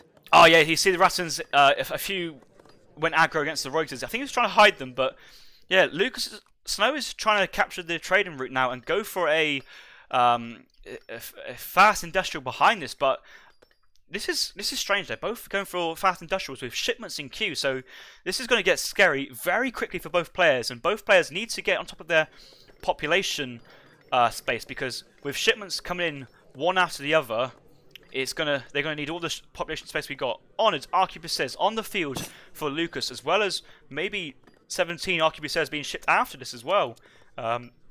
Snow's up to this next age as well, and we'll see if he's going to go for the factories first, or whether he's going to go for... I don't think he can afford to go for factories well, first. He does. He needs something. Well, hang on a minute. He's got 13 Raiters in deck. There's a 17 Raiter card available, so that's a misplay. He's got 2 heavy cannons, but with all these Rattans on the field, that might be too risky to go for Rattans first. And yeah, Rattans are just marching their way straight across into the map. I think Snow is thinking, if Snow is aging up now, this is a great time to come in, and 1,000 coin age up from getting to the industrial age instead of maybe like Falconets, or I think there's a Reuter age up as well from the Cavalry Marshal for the Dutch. So let's go for pure amounts of coin to try and make the most of the units. But at the moment, he's a little slow in trying to defend this. 2 flying crows as a follow-up shipment for China here. I'm not sure if I agree with that. You need something that hits faster, like the meteor hammers. Well, so he's got all these heavy. He does have, what is it? Heavy infantry, flying crows. Flying crows. He's sieging the church. He knows the church guard is a danger. But look, we got arquebusiers onto the Raiters. Rattan's taking out the skirmishers and pinning down the Raiters. Look at all these Raiters falling over. He did ship 13 Reuters as first card, but I need to remind you, there's a 17 Reuter card available for Dutch as well, so 4 were instantly deleted after being shipped due to that play there. Church card coming, church going down, but I think Lucas was baiting, Snow was baiting the church card there. No church card is in at the moment, and no factories can be able to be popped out because all infantry is around the town centre. 7 Hussars being shipped, but these are colonial Hussars. Veteran upgrade. They are being upgraded soon, though. It's going to come soon. Guard upgrade, Redcoats, 20, down by 3 attack. These are doing decent damage versus all the cavalry time, but we still have all these disciplined Rat and Shields, so many on the map still. And in terms of military units present, we'd have 20 Rat and Shields still on the field, with the arquebusiers belling up all the villages in the town centre. Snow is in a difficult situation so far. We do have reinforcements of this skirm. Oh, they might get caught by the Hussar, the two flying crows. They're quite far south for the time being, but okay, he'd be careful now. But the Rattans are fast moving, and once the flying, he's got 18 Chang Dao's reinforcement. He saw the Hussar switch. Look at his units, but oh my god! all Lucas has to do now is basically sit on top of these banks, because flying crows do extraordinarily high damage versus buildings. That's the best thing they do, is counter buildings. And there are heavy cannons though. Yes. They can. Yes, he has seen that. But like with Rattans, he can just run in on top of them. So you got to be very careful how he uses this. I think Lucas would be very wise to move forward with his skirmishers, just to kind of scout and see what's behind this wall. The wall of banks, should I say, Waller Street for the Dutch player. One bank's gone down very, very quickly, but they both two-shot each other, right? Heavy cannon and flying crow. Like it's 2 shots to kill one for both sides. I don't know. It might be 3 shots from flying crows onto the heavy cannons. I'm unsure on that one. They do 285. It's 2 shots. Okay. Oh, yeah. Well, it's very strong because they upgrade with guard stats on the base stats which is the Fortress Age. Some Chang Dao is tearing down the stagecoach, but look at this massive cav flank from behind. That's a huge commitment of units there, and that might just expose the Dutch base for an all-in push here. Once 2 more flying crows have been shipped in from a shipment, as well as possibly these are the flying crows produced from the Confucian Academy though. Okay, one's being produced now. Maybe that was a secondary flying crow shipment, but look at all this mass, especially with 5 flying crows now. These cavalry have got to do something quick, because otherwise this mass is going to get too big to really kind of defend this push so far. And I think, yeah, he's seen all of the cavalry so far. He needs to play 2 more flying crows being shipped. Oh my god, there's flying crows everywhere, but these flying crows pushing on the Dutch base are undefended. They are undefended at the moment, but they have torn down 4 banks. Like they've paid off so much already. And they're not free. It's a shipment, right? But there's no resource investment. It's free enough. Like he's trained one from the Confucian Academy, maybe one about to pop. And there's still 20 Rattans left as well. Like he needs to get rid of these Rattans somehow. He does have guard Hussar now though, which is very nice. His Reuters are still only veteran though. But like flying crows targeting the Hussars and Reuters, and they're still taking decent damage. And heavy cannons did a bit of single volley onto the arquebusiers and Chang Daos. But that's just not enough for the time being to actually do much damage.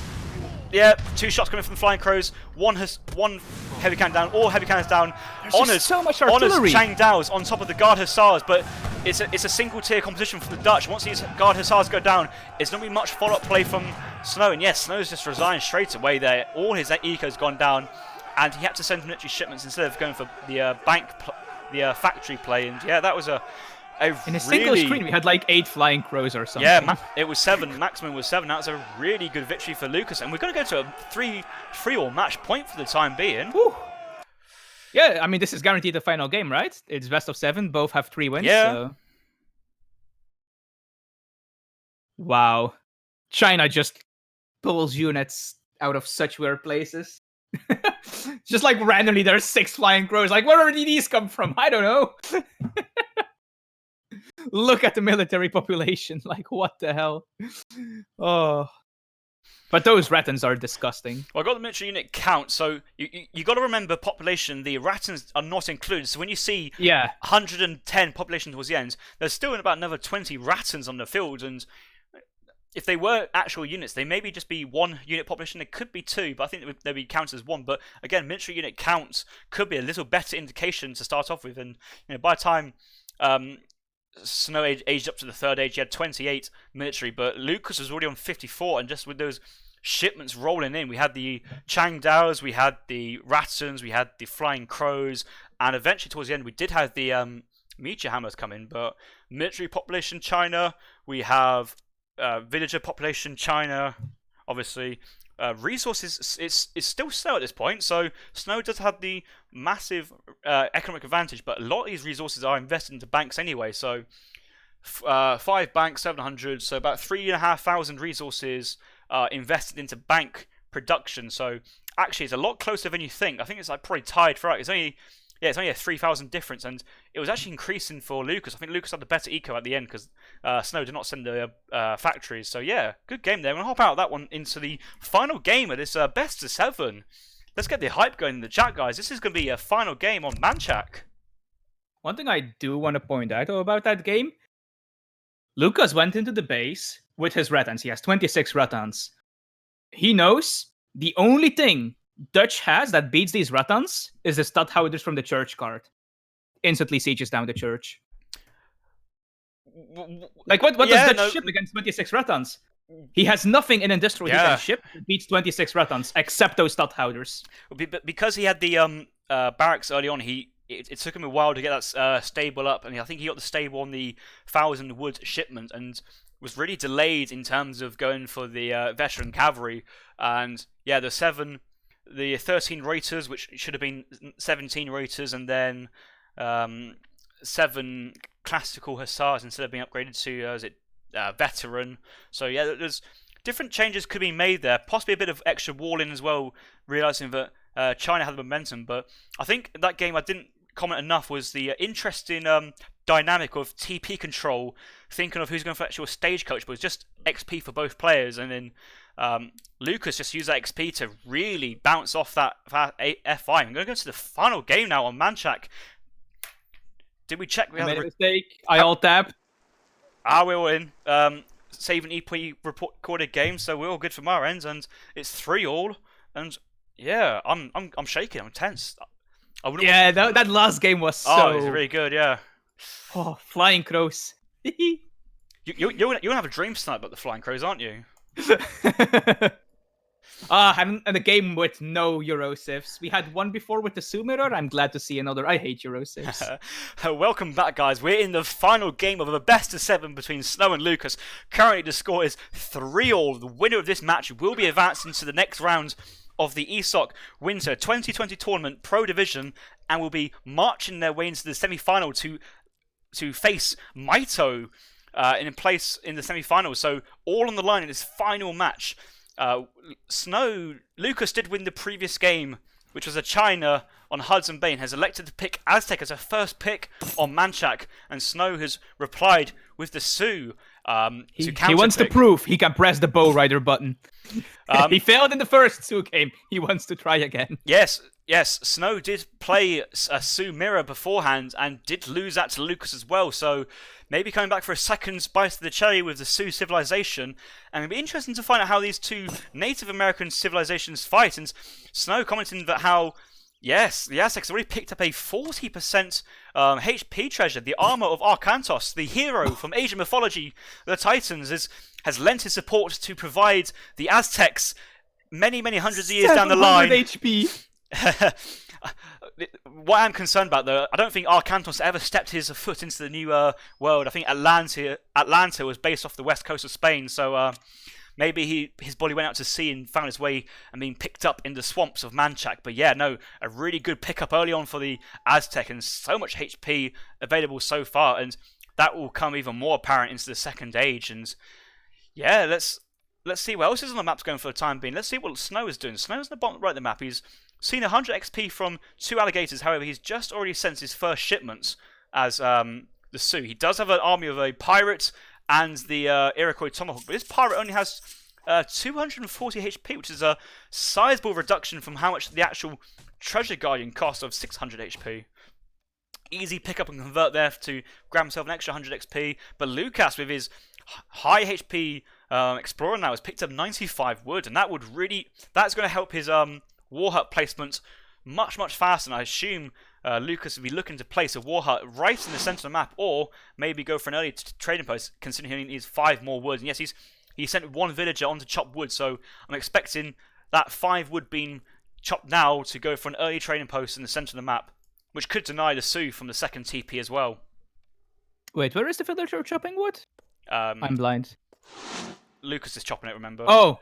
And the TP's I thought you meant it was chopping wood on down the now, front. but oh no, where is he going? Where's he going? No, you need to build that TP. Don't run away. Okay. He may be going for the 60 wood treasure, but it's more important now to get that TP down and get that experience pass. if you can get an earlier pass due to being up straight away, then that's been so much worth it. 75 wood coming from the Sioux player now as well on the left-hand side. So, yeah, good treasures from both players to open up the game with.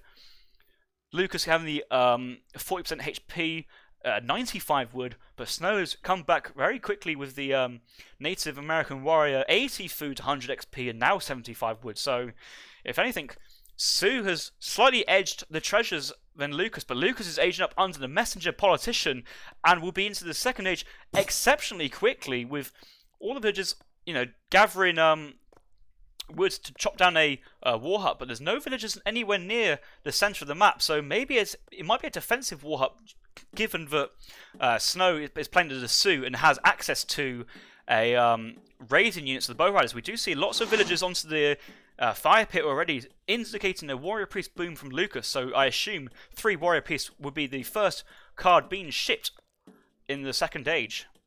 I want to see an age 4 Aztec chieftain with that 40% treasure so bad. Just pointing that out. 950 HP already in Colonial. Well, in the previous game, we had 30% on Indian monks, and we had Indian monks pushing into a Japan base with 700 HP each. Like they were like baby Mahouts, and A's brought them in with 2 other Mahouts as well as a few camels. So we had a bit of a zoo kind of walking into Japan base, and without spoiling it too much, the Japan player cleaned up.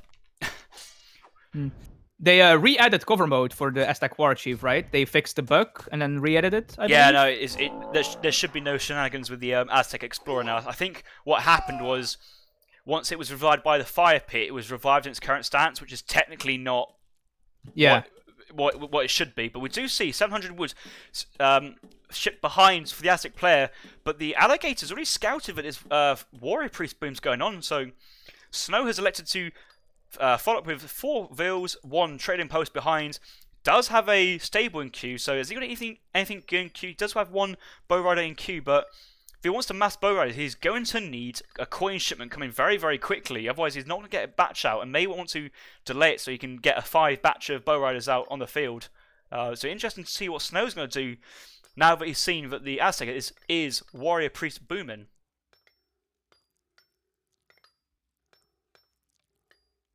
I think he's going to press the bow rider button.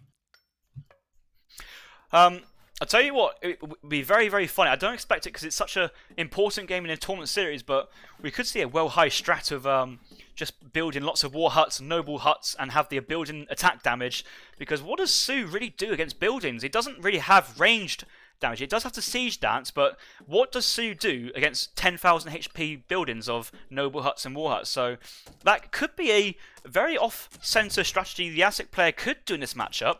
And with all these warrior priests on the fire pit, he will have enough of warriors priests on the fire pit to actually get some decent bonuses out of town dance if he has it in deck. We do see 5 bow riders slowly taking down the middle training post, but 10 siege damage on these bow riders, just the same as veteran dragoons, are not really going to be taking this training post down anytime soon. He doesn't have building dance, I checked, sadly. Oh, no. But to answer your question, what Sioux does against that is make a X-Rider box and dance 60 villagers on siege dance. Well, you only have 25 max, and you're thinking of the dog soldier box, but... You know what I mean. Yeah, but even still, though, you'd have Eagle Run Knights behind like 3 layers of wall. It really is. Oh, some lag? Hang on a minute, yeah. I'm in. Ooh. Yeah, okay, I'm here. Yeah, hey. Okay. Whew.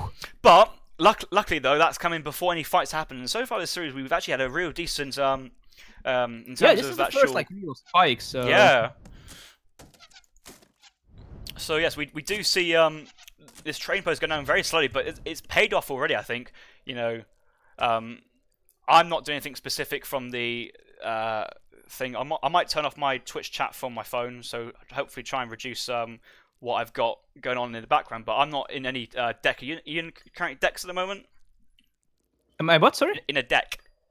Not anymore. No, cool. So it should be fine moving on. I think it's fine moving forward for the time being. We do see 3 Axe Riders and 5 Bow Riders pushing into the Aztec base on the right side. We do see Mace Holtons and Puma Spearmans already down on the field to fend away this early pressure from Snow. And this is a lot of units Snow has made before going to the Fortress Age, and he hasn't actually accomplished anything with these units so far, and clicking up to the Fortress Age after 8 minutes is quite a bit of a delay. So possibly. That being said, Lucas is also very late to Fortress, though. But true, he has war priests. He has war priests. He has more villagers, and is a very defensive unit with the war hut and wood being shipped behind. So I think this is fine from Lucas' position. He can sell a bit of food to get the extra coin needed as well. So he doesn't have messenger anymore, though. That's also something we have to keep in mind. True. I assume Lucas would age up with the shaman, which will give you 2 nobles huts on age up. So I think that's going to be the window where Snow needs to push in. Snow is advancing up fast now with the messenger, and will have time himself to get some axe riders out and possibly go for a siege dance push with a fire pit. No fire pit down for the time being. Snow does have 500 wood in bank so far, but that could actually be for an extra town centre as well, because that's enough resources for a town centre. But I guess you don't want to get the upgrades for either the axe rider, bow rider, and maybe even more TPs in a second stagecoach. Big button Jaguar, for some reason. Oh, that's. I mean, nice. It's defensive. He might be worried about it. He might be worried about it, but you don't need that just yet. But Lucas is. Yeah, Lucas has just clicked up to the 3rd age. I thought he might have gone for even faster up. So I'm not too sure. The chief. I don't know what that does. Is that wood?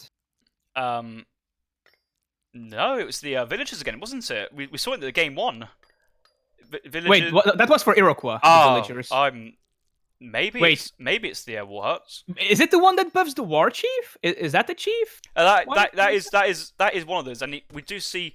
I know there is an option for it, but I don't know what it's called. We do see the Aztec player having the Smoking Mirror card, which gives him a speed increase as well as a swashbuckler attack as well, or gives him a set hand attack with an area. So we do have options for the Aztec Explorer becoming very, very strong. We do see 9 Wakinas being shipped to the forward war hut, as well as 5 being trained. We are pushing in now with elite axe riders and colonial bow riders, but axe rider Wakina is going to be the build order which Lucas is looking for. And you see, Lucas is aging up behind us slowly, and this is the time push I was talking about. Snow pushing in now with all these axe riders, but we have Jaguar Prior Knights and Puma Spearmen on the field, and Cavalry's going to scout out, but this is where the Wakinas come in handy. They're going to try their best to fend off. Warriors being produced from the fire pit of the Warrior Priest, and the Warrior Priest may need to kind of go into combat as well to help defend this. 2 shipments from Lucas up on age up, and if it is going to be some sort of Explorer attack guy, he doesn't want to lose too much HP on his Explorer before the age up comes in. It's such a slow age up now, but this is just such a good timing for Snow,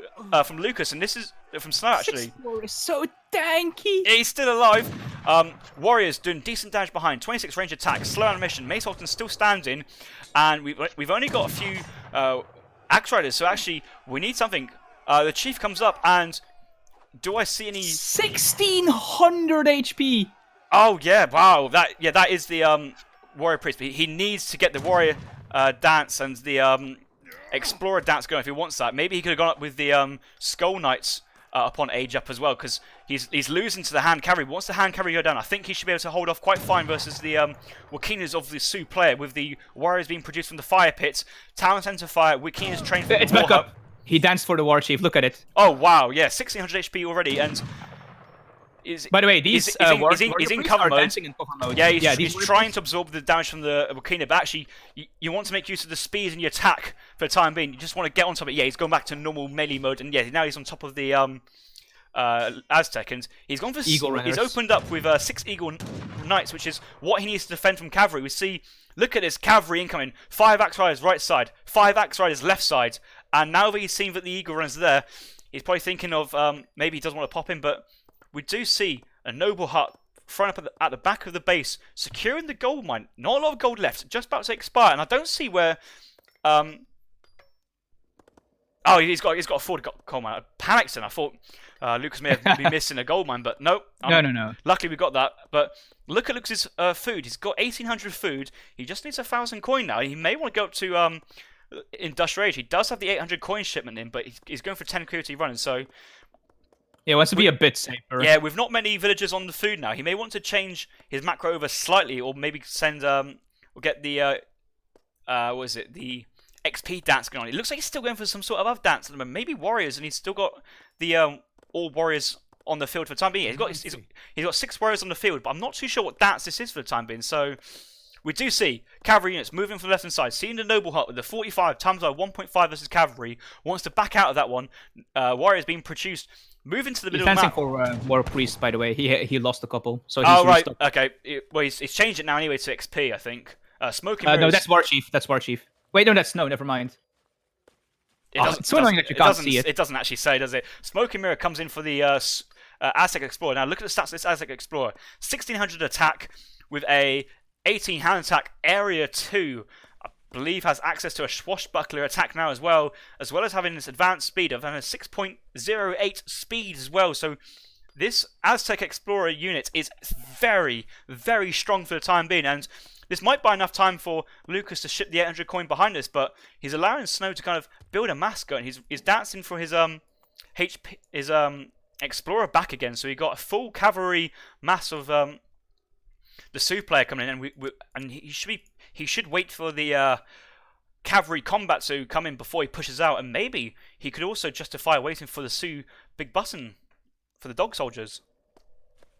The problem is then he's also giving the Aztec player time for his big buttons, and he has access to some pretty nasty ones now. There's the Eagle Runners, the Skulls, there's everything basically except Coyotes, I believe. Well, looking at Lucas's mass, he's got 20. Iron Knights are pretty bad, got of course. 20 elite Coyotes, as well as 18 Eagle Runner Knights. And Eagle Runner Knights are just the fantastic unit that Aztec has. They 15 range attack with a 3 multiplied by cavalry, but a fast rate of fire on them. So if you're not actually engaging on these Eagle Runner Knights, they're going to do so much damage. Cavalry pushing from the right hand side. Cavalry combat still not in from Snow. Probably being sent right now, but needs to be doing something quickly. Coyote combat picking up on the elite Ukino rifles, and Eagle Runners are just bouncing onto the cavalry and doing some good damage onto the rifle riders. Lucas crushes this fight. He's doing really well. Both players got the war dance, but with the warrior priest, the war dance for Aztecs means fantastic, and these cavalry are absolutely melting for the time being. GG's call from Snow, and Snow's resigned. Lucas is taking this series 4-3. Oh my! Lucas is advancing. That Aztec war chief is a gendarme with 1600 HP. It's even more than that. Even Snow's Explorer's high HP, but Lucas has just defeated Snow 4-3 in a best of 7. That is taking it down to the wire, and that was Did you see the swashbuckler attack? He killed like 5 cavalry with one swing. I missed that, but that was a really good defensive play there from Lucas. He went for the warrior priest boom, and Snow did scout it out early on with the passing by of the alligator. Did actually see what Lucas was doing, and he did adapt with the 4 villager 700 coin shipment progression. However, training axe riders and bow riders beforehand and not much getting accomplished early on ensured that Snow aged up a little bit later and gave Lucas that time to kind of age up slow behind with the chief politician on age up to age 3. The warrior priests producing the warriors from the fire pit, as well as town centre fire, war hut fire, mace Holtons, puma spearmen, and jaguar prowler knights defended the early age 3 push from the Snow. I mean, when Snow came in with the large mass of cavalry units, he shipped the 5 rifle riders to help out mass, but there was no cavalry combat shipment coming in, so looks like Snow has resigned before the cavalry combat came in, as well as the Sioux big button. So I think there's potential there for a comeback later on, but look at this massive Eagle Runner Knights, 21 Eagle Runner Knights still on the field at the end, and they weren't touched at any point during the engagement there. Like, the Wikians were picked off very quickly from the Coyotes, and then it was just Eagle Runners versus rifle riders and axe riders, and yes, the Eagles definitely came on top there. So yeah, really good victory there from Lucas onto that one. And we'll look at the military population. I'm sure you're going to see a massive fall from the Snow. And yes, we do see that 67 population walked into the base, but just instantly fell over down to 25. And we do see Lucas's population dwindling a little bit, but that's just the Coyote runners falling over, and the Eagle runners still staying up. So we're trading subpar units for all of the Sioux's army. That's a fantastic trade for Aztec, and that is why Lucas won that final engagement and won the fight. And beforehand, you see how slow Lucas was to the third age as well, and kind of got punished, but managed to trade off his units very equally with Snow's Fortress age unit. So again, a good fight there for Lucas beforehand. So 2 good fights, and Lucas has just now advanced himself to the semi-final versus Maito. So very, very well played from Lucas.